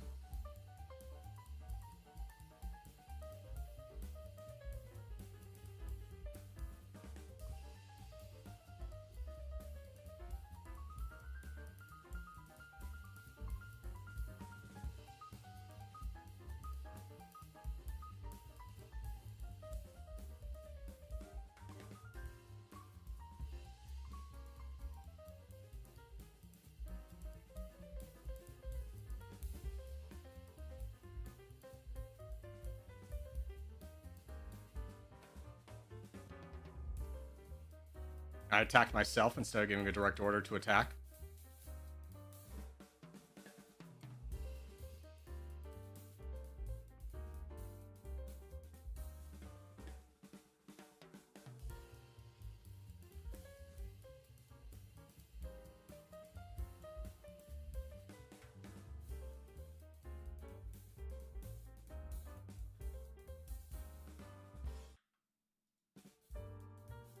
Ah, frick. I was keeping an eye on so much over here. I missed the boat. I was literally thinking the entire time, I was like, I gotta keep an eye on this. There.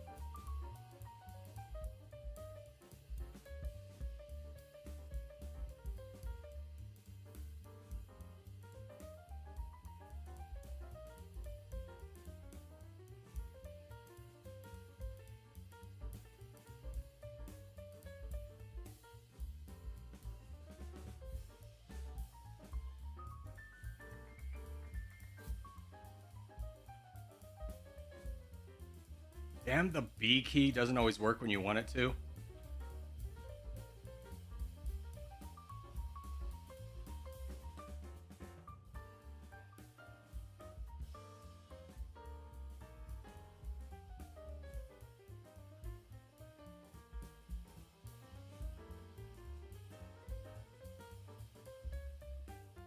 Buddy, you're getting lost in the sauce. Wake up. Wake up.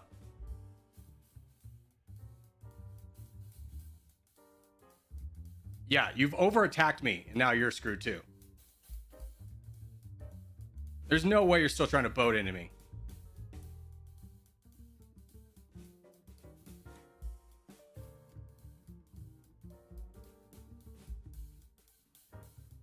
Ah, I lost. 760 understands boats. Yeah, it's the problem when you get boats is you get caught into the standoff where all that matters is boats.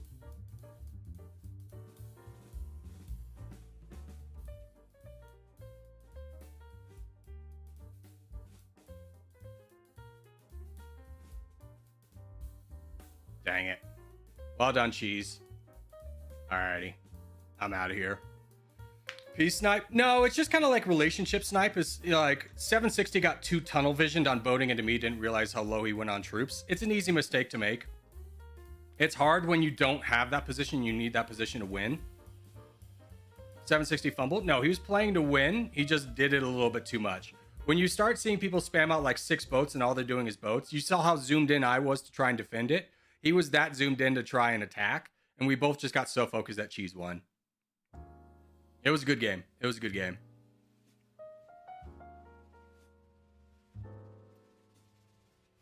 Let's get into lobby 1 though.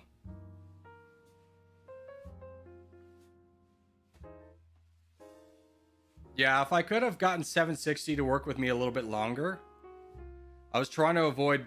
If I was able to stop that initial boat and control that island, I think I still win. But it's really hard when you're the person who has to defend against the boat. Because it requires just so much focus. Corgi, I was cheese. You played very well. At the end, I was shaking. Yeah, I mean, you had the god position where you didn't have to defend against boats. And you played well up until that point. It was just rough.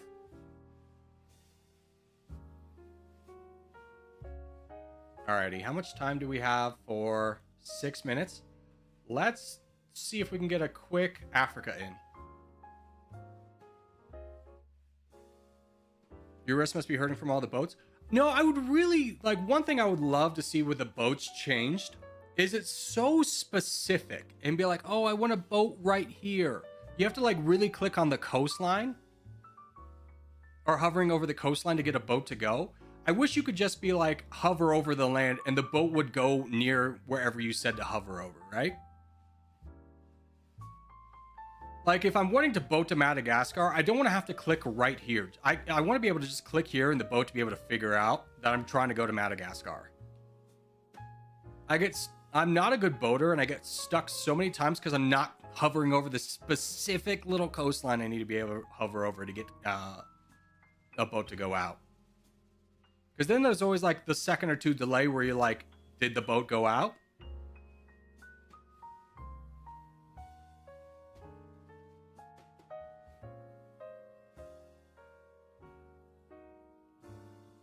Update should be able to give you a path. I don't even care about a path. I just want, like, the margin of error of whether a boat's going to go out or not on the coastline to be much expanded.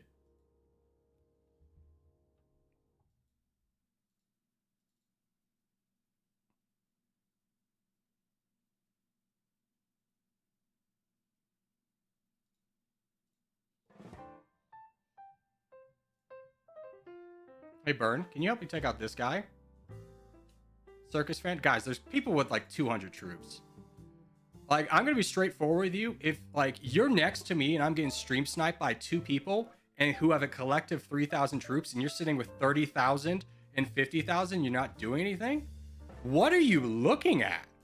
Like, straight up, like, where is your head at? Like, it's free land, grab it. Like, there's no one else around. Burner might have been looking down here, but he's just like, why are you saving attack? I want a Wiggly Path option takes longer to get there, but people don't realize it's going to them. I don't know. I think you start breaking the line between the utility of boats and the nuisance of boats. And I think that becomes a nuisance.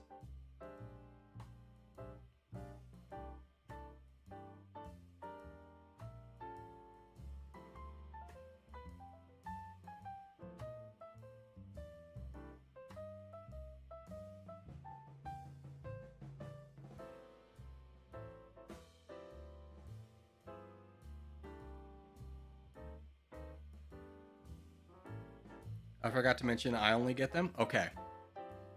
Fair. If only you get the wiggly lines, I'm not as opposed to them. What if one person a day gets the wiggly lines? No, this game's so ripe with exploits and cheaters. If the code was written, it would be everywhere. It would be such a disaster. This community can't have fun with anything because everyone wants to cheat and hack the code of a small indie game so they can go hacker voice I'm in, flood the game with bots.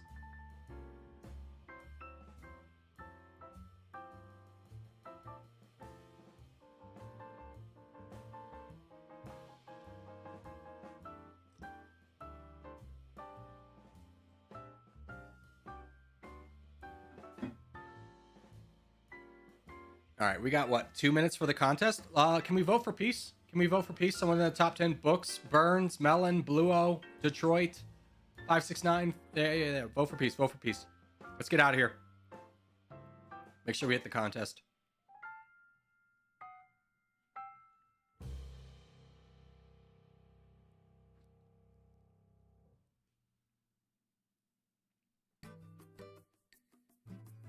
Can I play? Of course you can.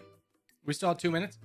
Yeah, I didn't, but at the same time, you can't really count on people in the top 10 knowing that they're the only people that can call for peace plus a delay, all that stuff. It's like, why risk it?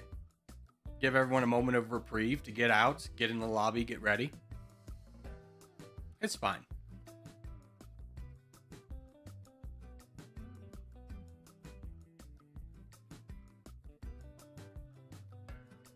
Corey, have you watched Supernatural? I don't even know what Supernatural is. Can you give me a brief description? It seems it's off the... When my brain is reaching is like a WB series.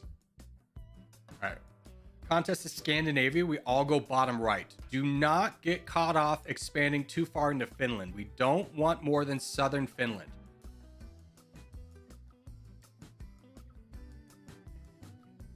Don't get caught in the race of, oh, I gotta be first, because then we're gonna leave a gap and you won't. If you're up here, you don't get donations. I promise you that. We gotta have someone connected to our front lines. And by the time that we get anybody up here, we've built up a champion already. So if you want to be a champion, if you go on Northern Finland, you're not gonna be it. Help the team out. Spawn in the bottom right.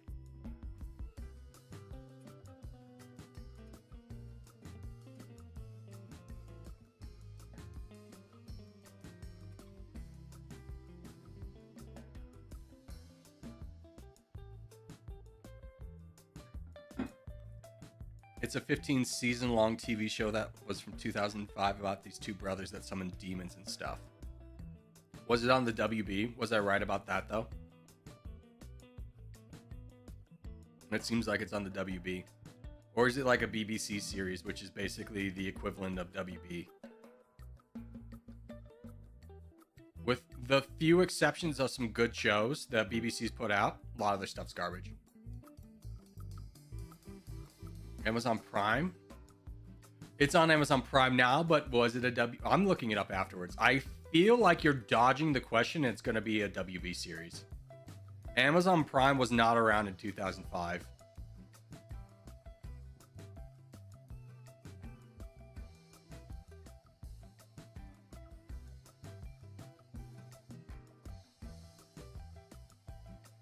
I don't even know if the Amazon website was around in 2005. Which, fun fact, kind of blows my mind that people don't know this, but Amazon used to be just a bookstore, an online bookstore. You bought books there. That's how they started. Oh, Warner Brothers? I don't think so. Okay, I'm looking it up.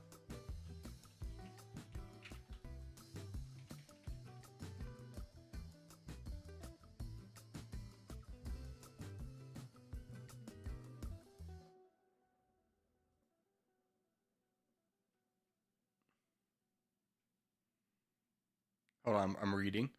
Previously written for the WB, dude. Was it on the WB though? Online distribution. Yeah, the WB. It was a WB series. I was 100% correct. Look at this. Supernatural, WB. All right, anyways, back to focusing.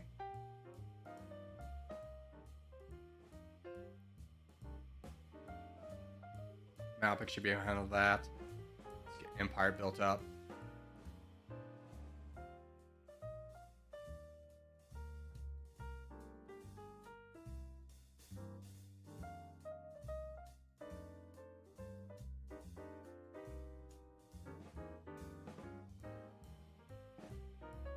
Remember, we don't want a boat over here. We don't want to open up a front. We want two fronts. One down here where we play defense and one up top where we get offense. Supernatural, bud, you have got to push. You are way above, or excuse me, Empire. You've got to push. You're way above your red interest. Give us some movement. Give us some movement. If you're above 900,000, you don't have to wait for the attack cycle. Like, please, look at that guy. He's so weak, right? Take out that guy.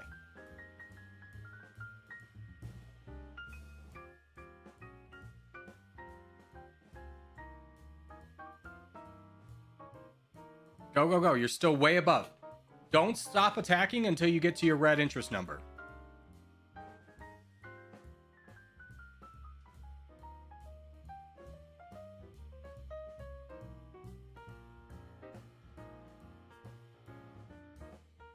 Keep going, keep going. We're still keeping up.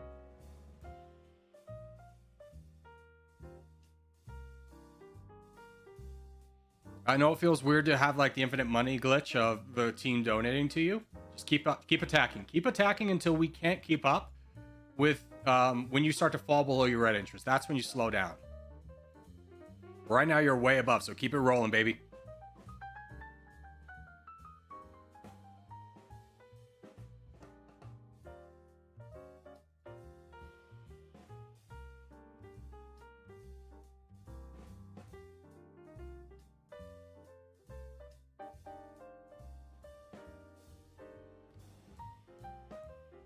See, now you're starting to fall behind your red interest at 6.6.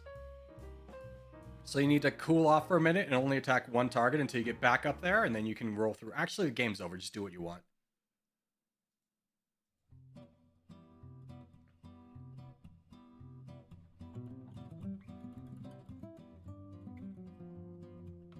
Yeah, now you just roll through these guys.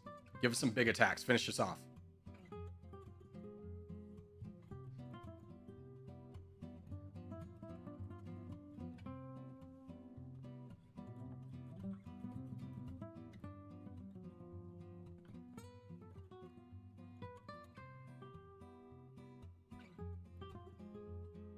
Good job. Good job. Well done. Supernatural's Peak. This is from the same guy who told me Gladiator 2 is a good movie. I watched it on the plane. It's not. I thought Wolves was a better movie, and that was just freaking Brad Pitt and George Clooney playing themselves in every movie they've ever played. All right. Someone top 10 call for peace? Empire books. There we go. What's up, Theodore? How are you?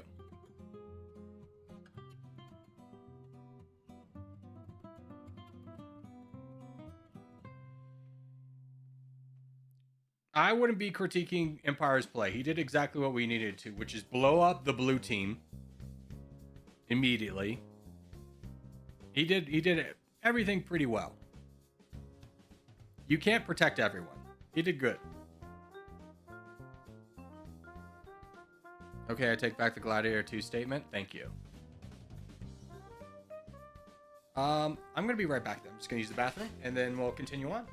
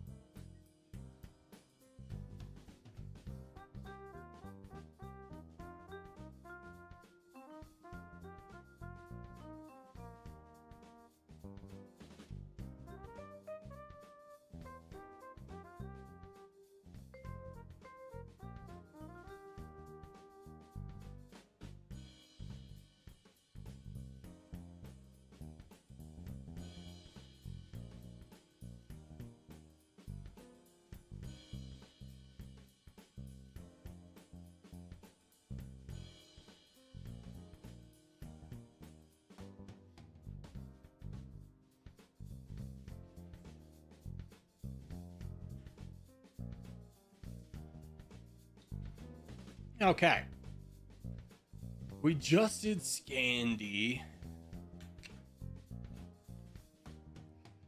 Let's do Europe next. We'll keep in lobby 1 through the next contest.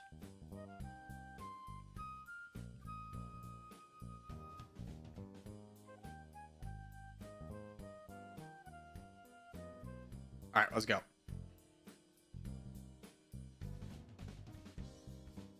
Where's Chewy? Have you heard of Openfront? Yeah, it's not the game for me. I think it's so much more about... It's so much more of a technical snowball game and less of a... psychology... my brain died. It's so much more of a technical game, not so much psychology at play. And I don't really enjoy the technical aspect of who can click a button faster and more efficiently. Not saying it's a bad game, I'm just saying it's not a game for me.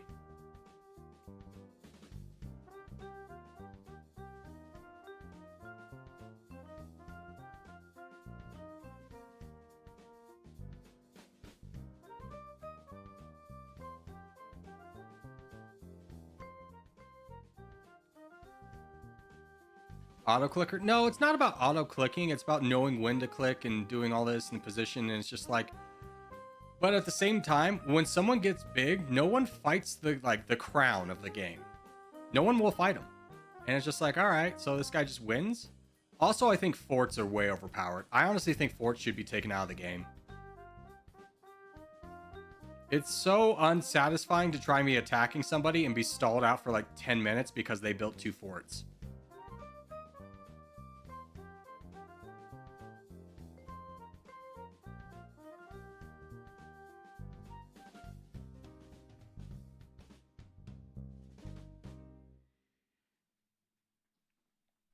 Yeah, I get that. And I'm not saying, again, I'm not saying it's a bad game. I'm just, you know, a lot of people enjoy that type of playstyle. I just don't. I just don't. I feel like it's missing a level of strategic depth because players won't work together. And if they do, then their only reward is like a 10-minute unsatisfying battle where the borders don't move. Like, you fight somebody here, they immediately die. Doesn't that feel amazing when you're fighting somebody and they full send and defeat and you grab all the land? Such a satisfying feeling that I don't feel like exists in Openfront.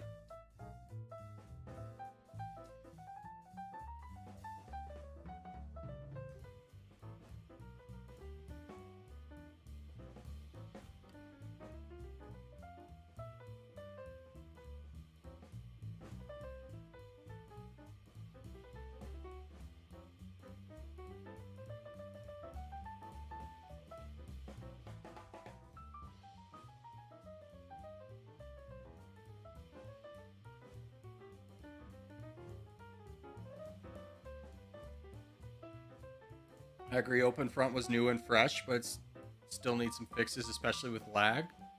Yeah, I didn't really experience too much lag on the game, I don't think. The dopamine hit of capturing a full send is like a warm slice of TGI Fridays cheesecake. Sure. But it is like such a huge dopamine hit that I don't feel like really exists in open front. I think it brought some great ideas. I love the ideas of cities and stuff like that.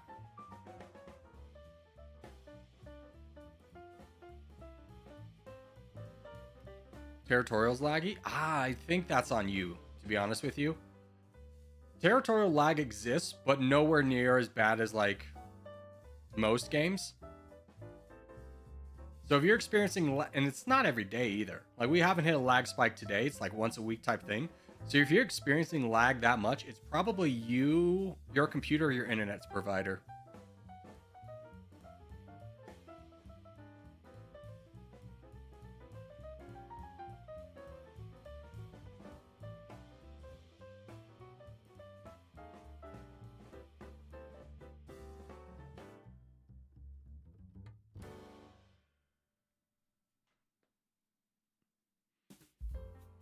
Maybe I'm imagining. Do you have less subscribers than the last time I watched you?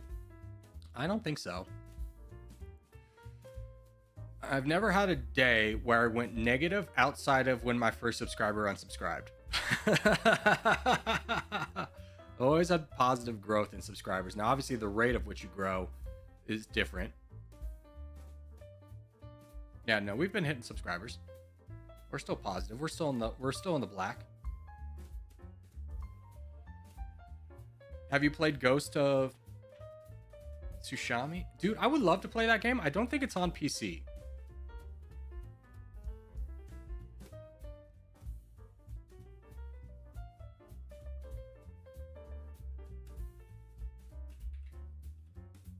Oh, it is.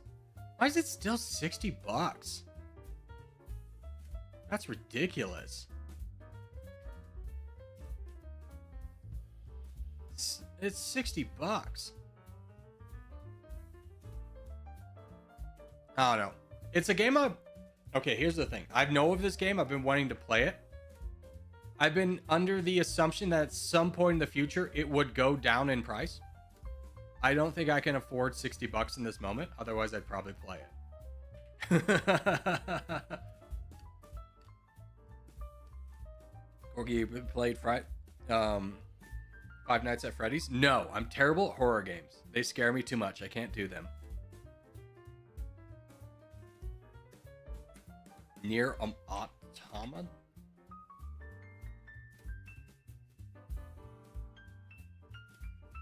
Near Auto. No, this is not my style of game. This looks a little too anime for me. I've heard of this game. Wasn't there controversy with the voice actor of this game?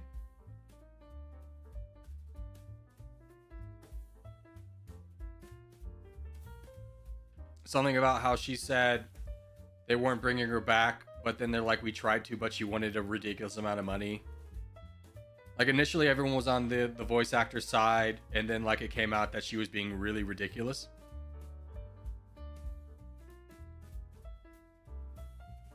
We have 5 minutes. Let's do some of our dailies. Let's do Wordle. That's Vietnam. Can you guess the three neighbors? Yeah, it's China. There's Cambodia. There's Laos.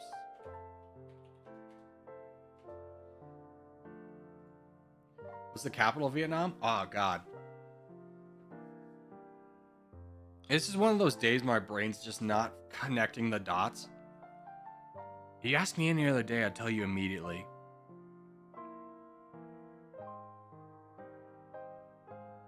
My brain will just not let go of Siem Reap, and that's not right. What is it? God, Hanoi! Oh, I'm so annoyed I didn't get that. Damn it. Hanoi's like here? Yeah. Can you guess the flag for Vietnam? Big star. A landmark in Vietnam. This is Siem Reap. This is actually in Cambodia, but part of Vietnam helping out with Cambodia's Rouge Rebellion or whatever it was called, was that they get all the proceeds from this forever. So I'm going to guess a beach. No, it's the big cliff thing. The big cliff thing is called a lagoon. Dang, a bay. The Marble Mountains. Oh, I'm so bad. I'm just off today. Emblem, the one that says Vietnam. Nailed it. Vietnamese would probably be the first answer. I'm going to guess Chinese as the second. Okay, Cambodian. Okay, Cambodian's not a language. Laotian? Lao? I give. Thai. Never was going to get that. I have no idea what Thai is. Oh, is it like Thai as in Thailand? Thai? That's spelled differently. Thai is spelled Thai. This is Tay. Never heard of Tay before. I'm imagining it's a local language. How's your room look so cozy? Okay, first off, I have nice furniture.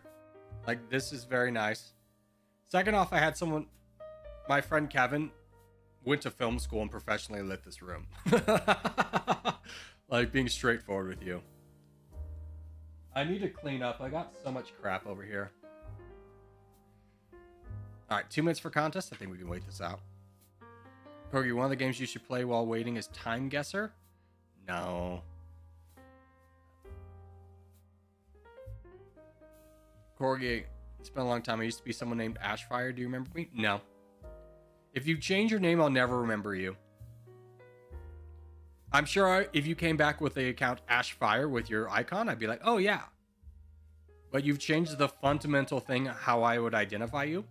You've basically come to me after plastic surgery. You were a white man and now you're Chinese. And you go, do you remember me? And be like, you look, I have no memories attached to this face.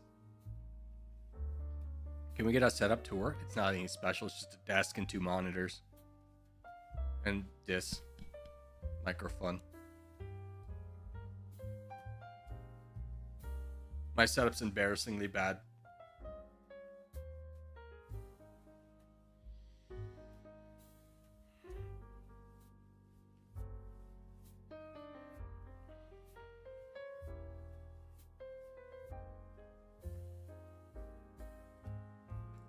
Oh, I was looking up that game. What was that game I was thinking of? I watched a video about it on YouTube. I want to see if it's working. Or if I can remember what it was. Haha. G will be a little.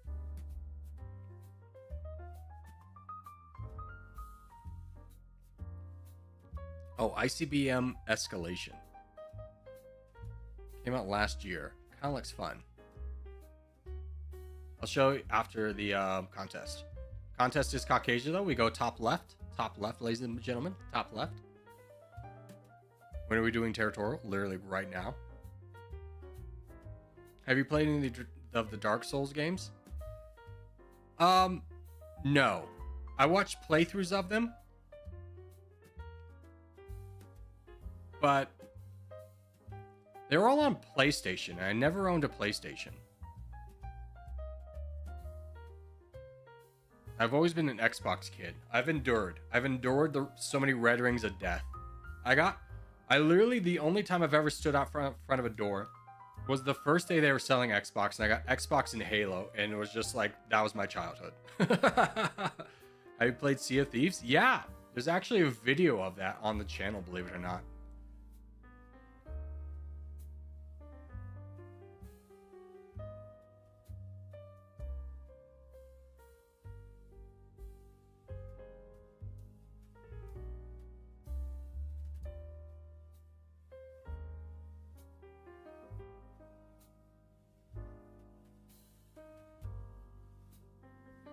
Botted a bit? Were we botted? I didn't even look at the numbers. I would say yeah, because we're at 27% while everyone else is at 30. We'll check. I don't think it was that bad. Nothing I don't think we can overcome.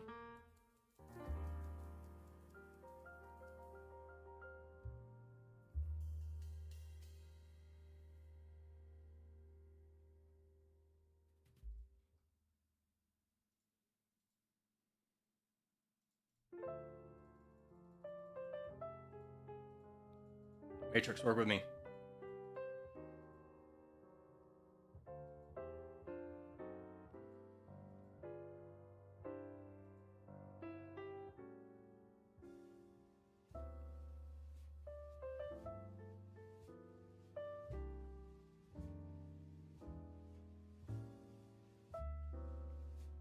$75 corgis for 75 views. I mean, we'll check at the end. I think we're fine.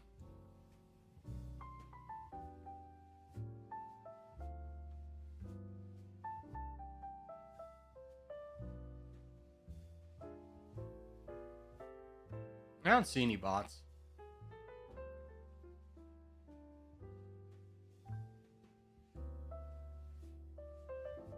No, I think we're good. Maybe we just got 75. All right, let's try and start building up fire burns over here. Actually, Aziz. Either or. Whatever one's going to win this outrace battle.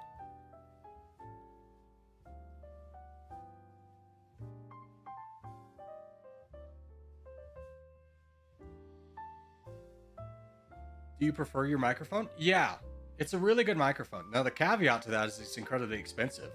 I think the microphone, and with this microphone, you have to buy a mixer.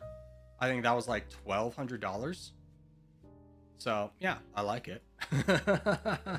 It's done its job. Prior to this, I had like a Blue Yeti, and the amount of technical garbage I had to learn just to make it sound reasonable was atrocious. And this one just works. And ultimately, isn't that what you just kind of look for in a company? Is it just works? Why is Steam so great? It just works. It's not like Windows, who has to revolutionize everything that like we've known for our entire lives on computers every 2 seconds because someone got bored at marketing and they needed to justify their existence.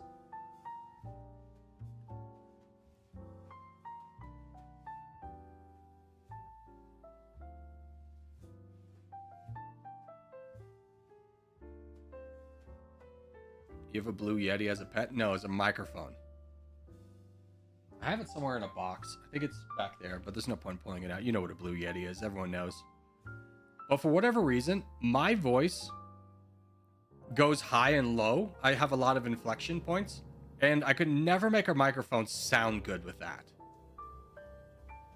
I tried for so long. I downloaded add-ons. I spent hours looking up tutorials, and it's just like, it was so frustrating because Z had a Rhodes microphone that was like the same price as the Blue Yeti, and he sounded amazing. I would never recommend a Blue Yeti. Just get a Rhodes if you're like need a low cost microphone.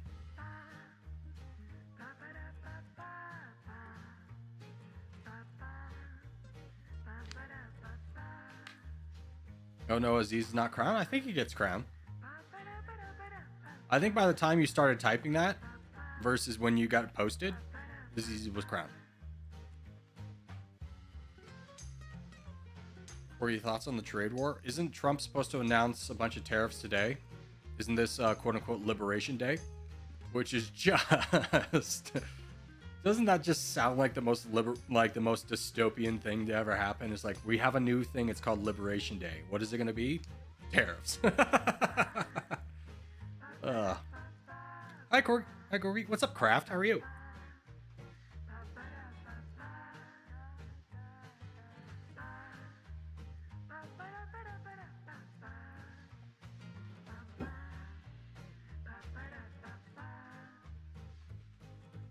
Civil, please? Yeah, we can do a civil war. Let's pop into lobby 2. Just make sure to take off your tag. I'm using the HyperX Solo Cast. It's really good for low cost. I mean, I would stand behind the HyperX brand because I did a lot of shopping around and used so many different headsets when I was playing Rainbow Six Siege, which is a game, if you've never played it, it's all about the tiniest sounds. You need to hear the tiniest sounds. Every headphone sucked at it. Steel Series I have like a $200 Steel Series headset, was awful. It wasn't until I got these, and then all my friend group got these, that we like got to plat. Like, legitimately was the difference between gold and plat was HyperX headphones. The best headphones. So comfortable. All right, let's do Scandinavia as our map. So, for you to say you're using a HyperCloud microphone, I didn't know they made microphones, but I would trust that they know what they're doing. All right, ready up, boys. Which HyperX do you have? I don't know, HyperX SoundClouds or something? The red ones? It's been so long since I bought these like 5 years ago. Longer, yeah, 5 years ago. Because you know that happy day in 2020 where, you know, everyone lost their jobs? Or that fun week? Where like the NBA shut down, Disneyland shut down, Tom Hanks got a COVID. It was just like, oh, it's real, it's coming, it's going, and everyone just lost their jobs. Anyways, I had a lot of free time.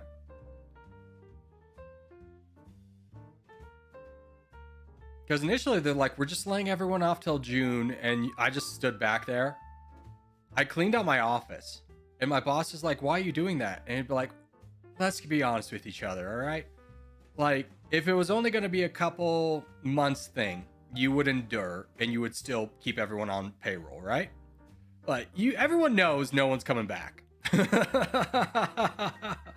I'm not going to make 2 trips to come back to clean up my desk. I'm just grabbing everything right now. And you won't believe it. They never offered me my job back. And it lasted longer than June.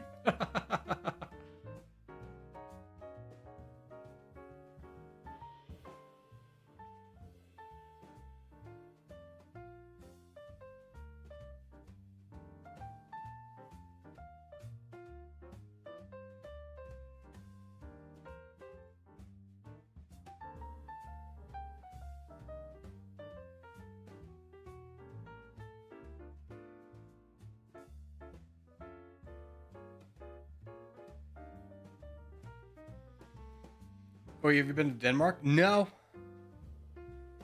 I hear it's gross, though. You as a Denmark person, can you confirm? Denmark's gross? I joke. I kid. I kid.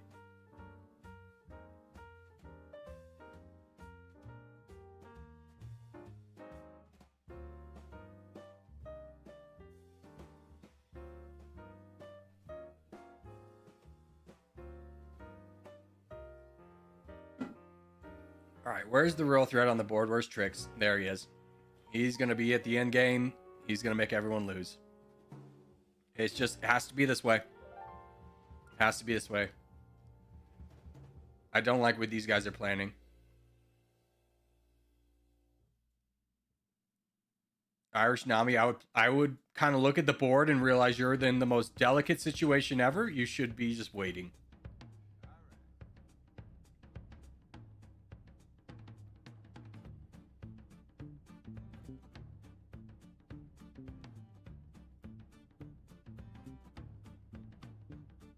Huge.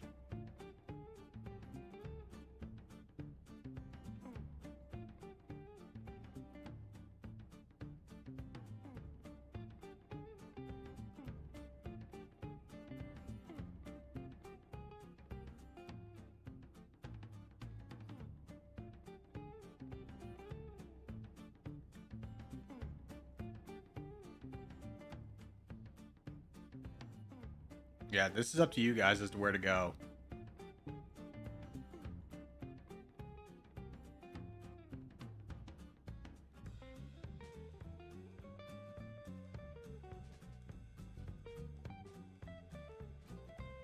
Why don't you two go here?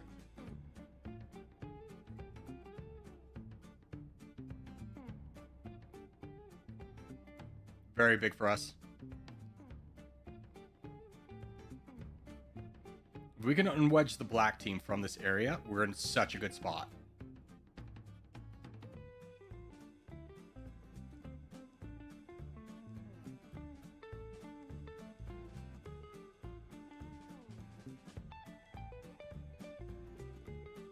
Oh gosh, the blue team has emerged.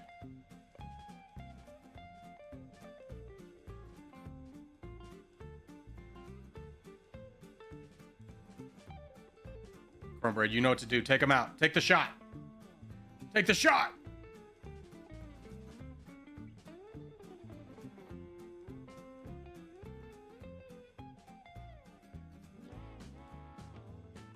I gotta keep an eye out for boats. That's my role.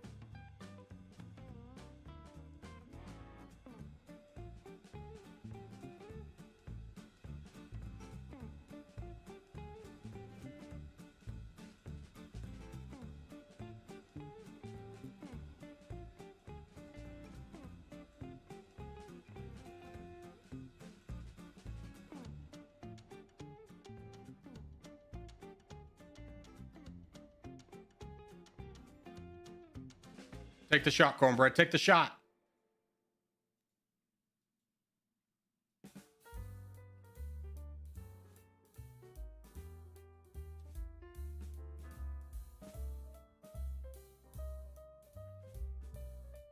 We gotta push our advantage now because Burner's gonna push through someone.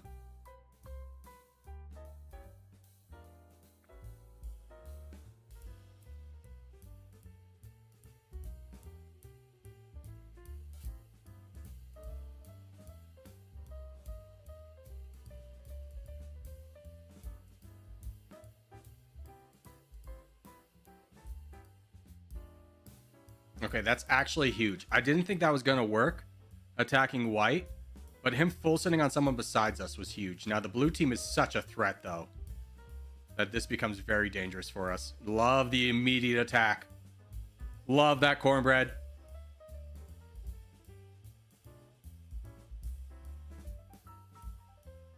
The aggressiveness cannot be understated how effective it is being right now.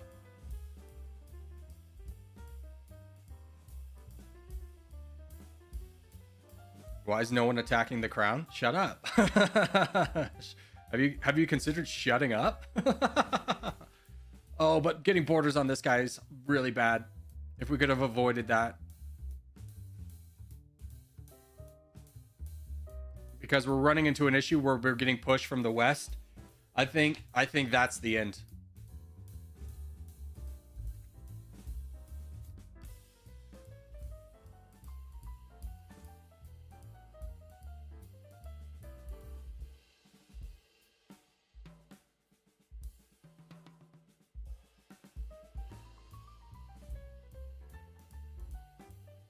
Okay, I delayed him a little bit.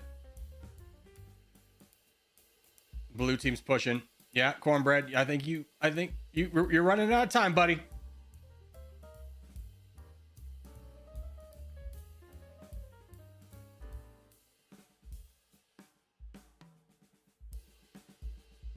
I think you flew too close to the sun. We had the victory and just getting borders with this guy instead of cleaning up.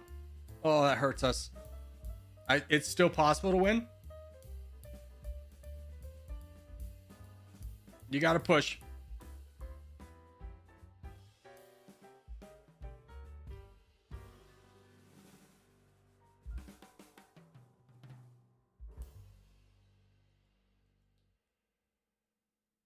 Yeah, I think this is good. I don't think you're gonna be able to avoid borders with this guy, so I'd take the free land. Life's getting rough.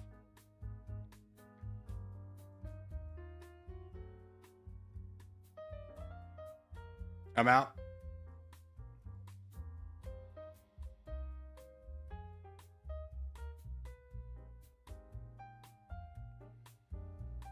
Oh my gosh, people are full sending and it's literally the only thing keeping us in the game. Cornbread's getting the land.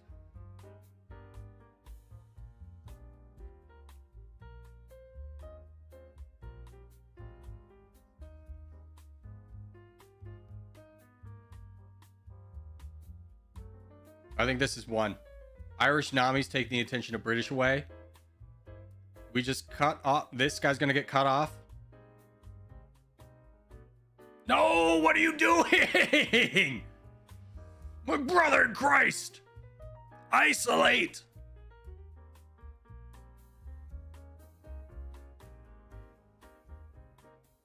You don't have to fight everyone all at once. It's possible to not fight everyone all at once.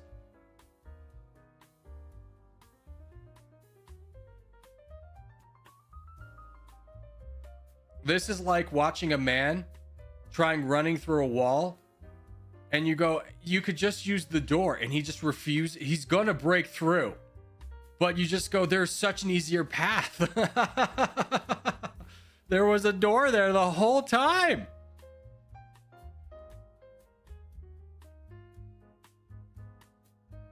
Assert thy dominance upon everyone. Yeah, he's running through the wall. Everyone goes, there's a door, and he's breaking the wall. He's going to break through. But you just go, there was a door the whole time. There's a much easier path to victory than this. And it's not guaranteed yet, because even though he has 48%, he's very much low on his overall troops.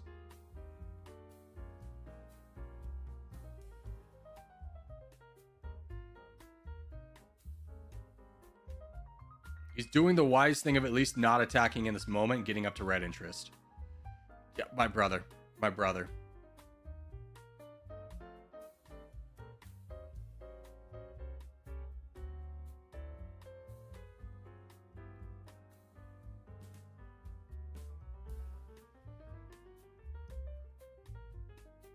I've never seen someone take such a hard path to victory. It's truly remarkable.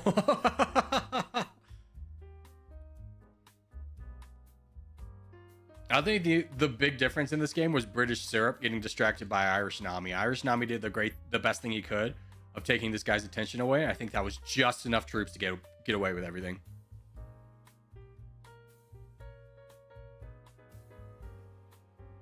Yeah, now it's 1. You said he couldn't run through that wall, and he proved you wrong. He proved you wrong.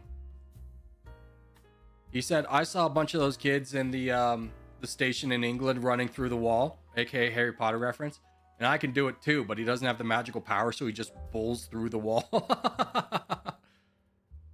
Yellow won, so we should join contest? All right, fair.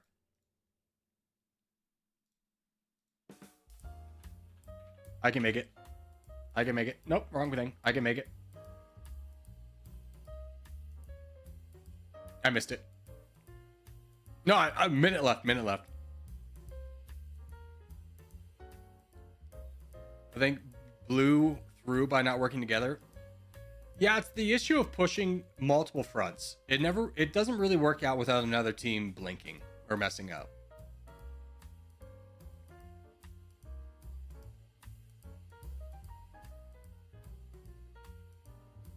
Oh, contest. I'm in. Sorry. I speaking of blanking, I blanked.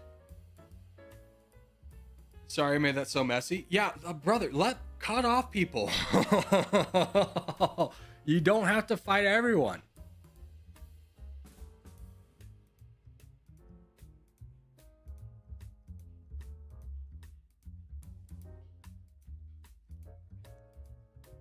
I couldn't tell if that was rain or my dog's drinking out of the bowl. Is my dog's drinking out of the bowl? Freaking Hobbs, dude. He's so aggressive about it, too. Like, he attacks the bowl. He doesn't just drink out of it. He attacks it. Water goes everywhere. It's a disaster. All right, Africa, Europe. We start west side. We slowly push out. Come to the left, boys. Come to the left. Abandon ye positions here. Come to the left.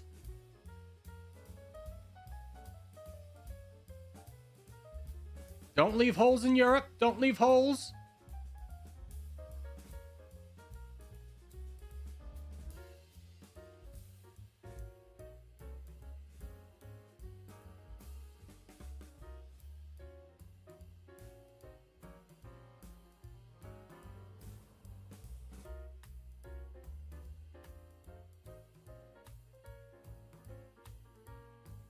A little bit early on the send just to block him. And we're good.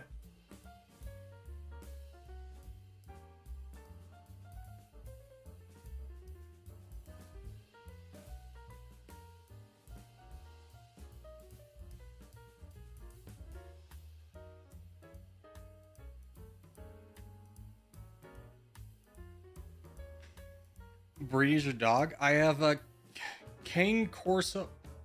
I have a Cane Corso pit bull. He's massive. He's like 116 pounds. And I have a Schnauzer Australian Shepherd.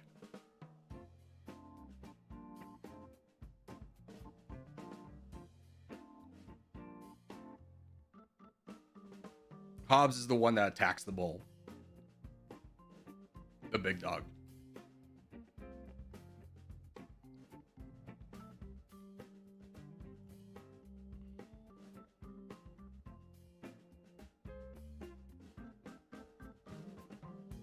All right, we have 50%. Yeah, we went too far forward, so we have gaps to backfill. Do not dive. Do not do this. Do not do this. You have someone to fight behind you. Fight the people in front of you. Do not take the bait and become a liability by going in their backlines. Holy cow. You have this guy to fight. That is the threat. Fight this guy.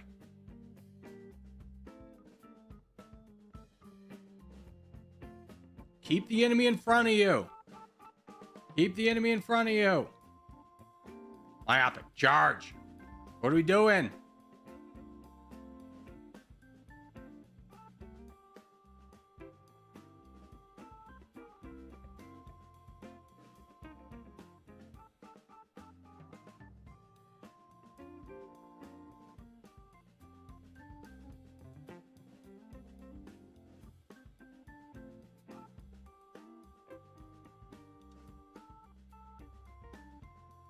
Buddy, work backwards. Work backwards. I promise you, when you start turning people into donators, they will donate to you. You will have more troops over time. But if you allow these gaps to happen and people are on the front lines, they can't donate when they're on the front lines.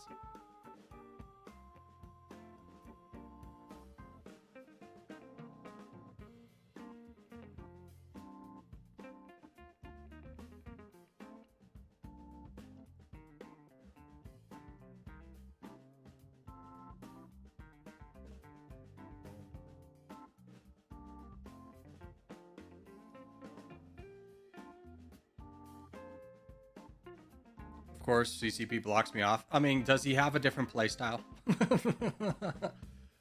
Like, CCP is a man of chaos. He follows no rules. People donate to him because they recognize his name. He's a good player. But if anyone else tried that, they would immediately be swarmed and dead. It doesn't help the team. It doesn't advance the position. We succeed despite it. Sometimes we do need CCP's reckless style. For sure, it is an asset. But a lot of times it's just chaos for chaos sake. Like, there are a few games where it's just like, man, we are in a stalemate. We need someone to disrupt the back line. CCP's the perfect man for the job. He goes buck wild. Can't stop him. He's like a bull. Once you let him out, he's on his own. You can't... You can maybe like guide him a little bit, but you'll never tell him where to go. Chaos is a ladder. That's CCP's exact playstyle. He goes wild with it, man. Alrighty.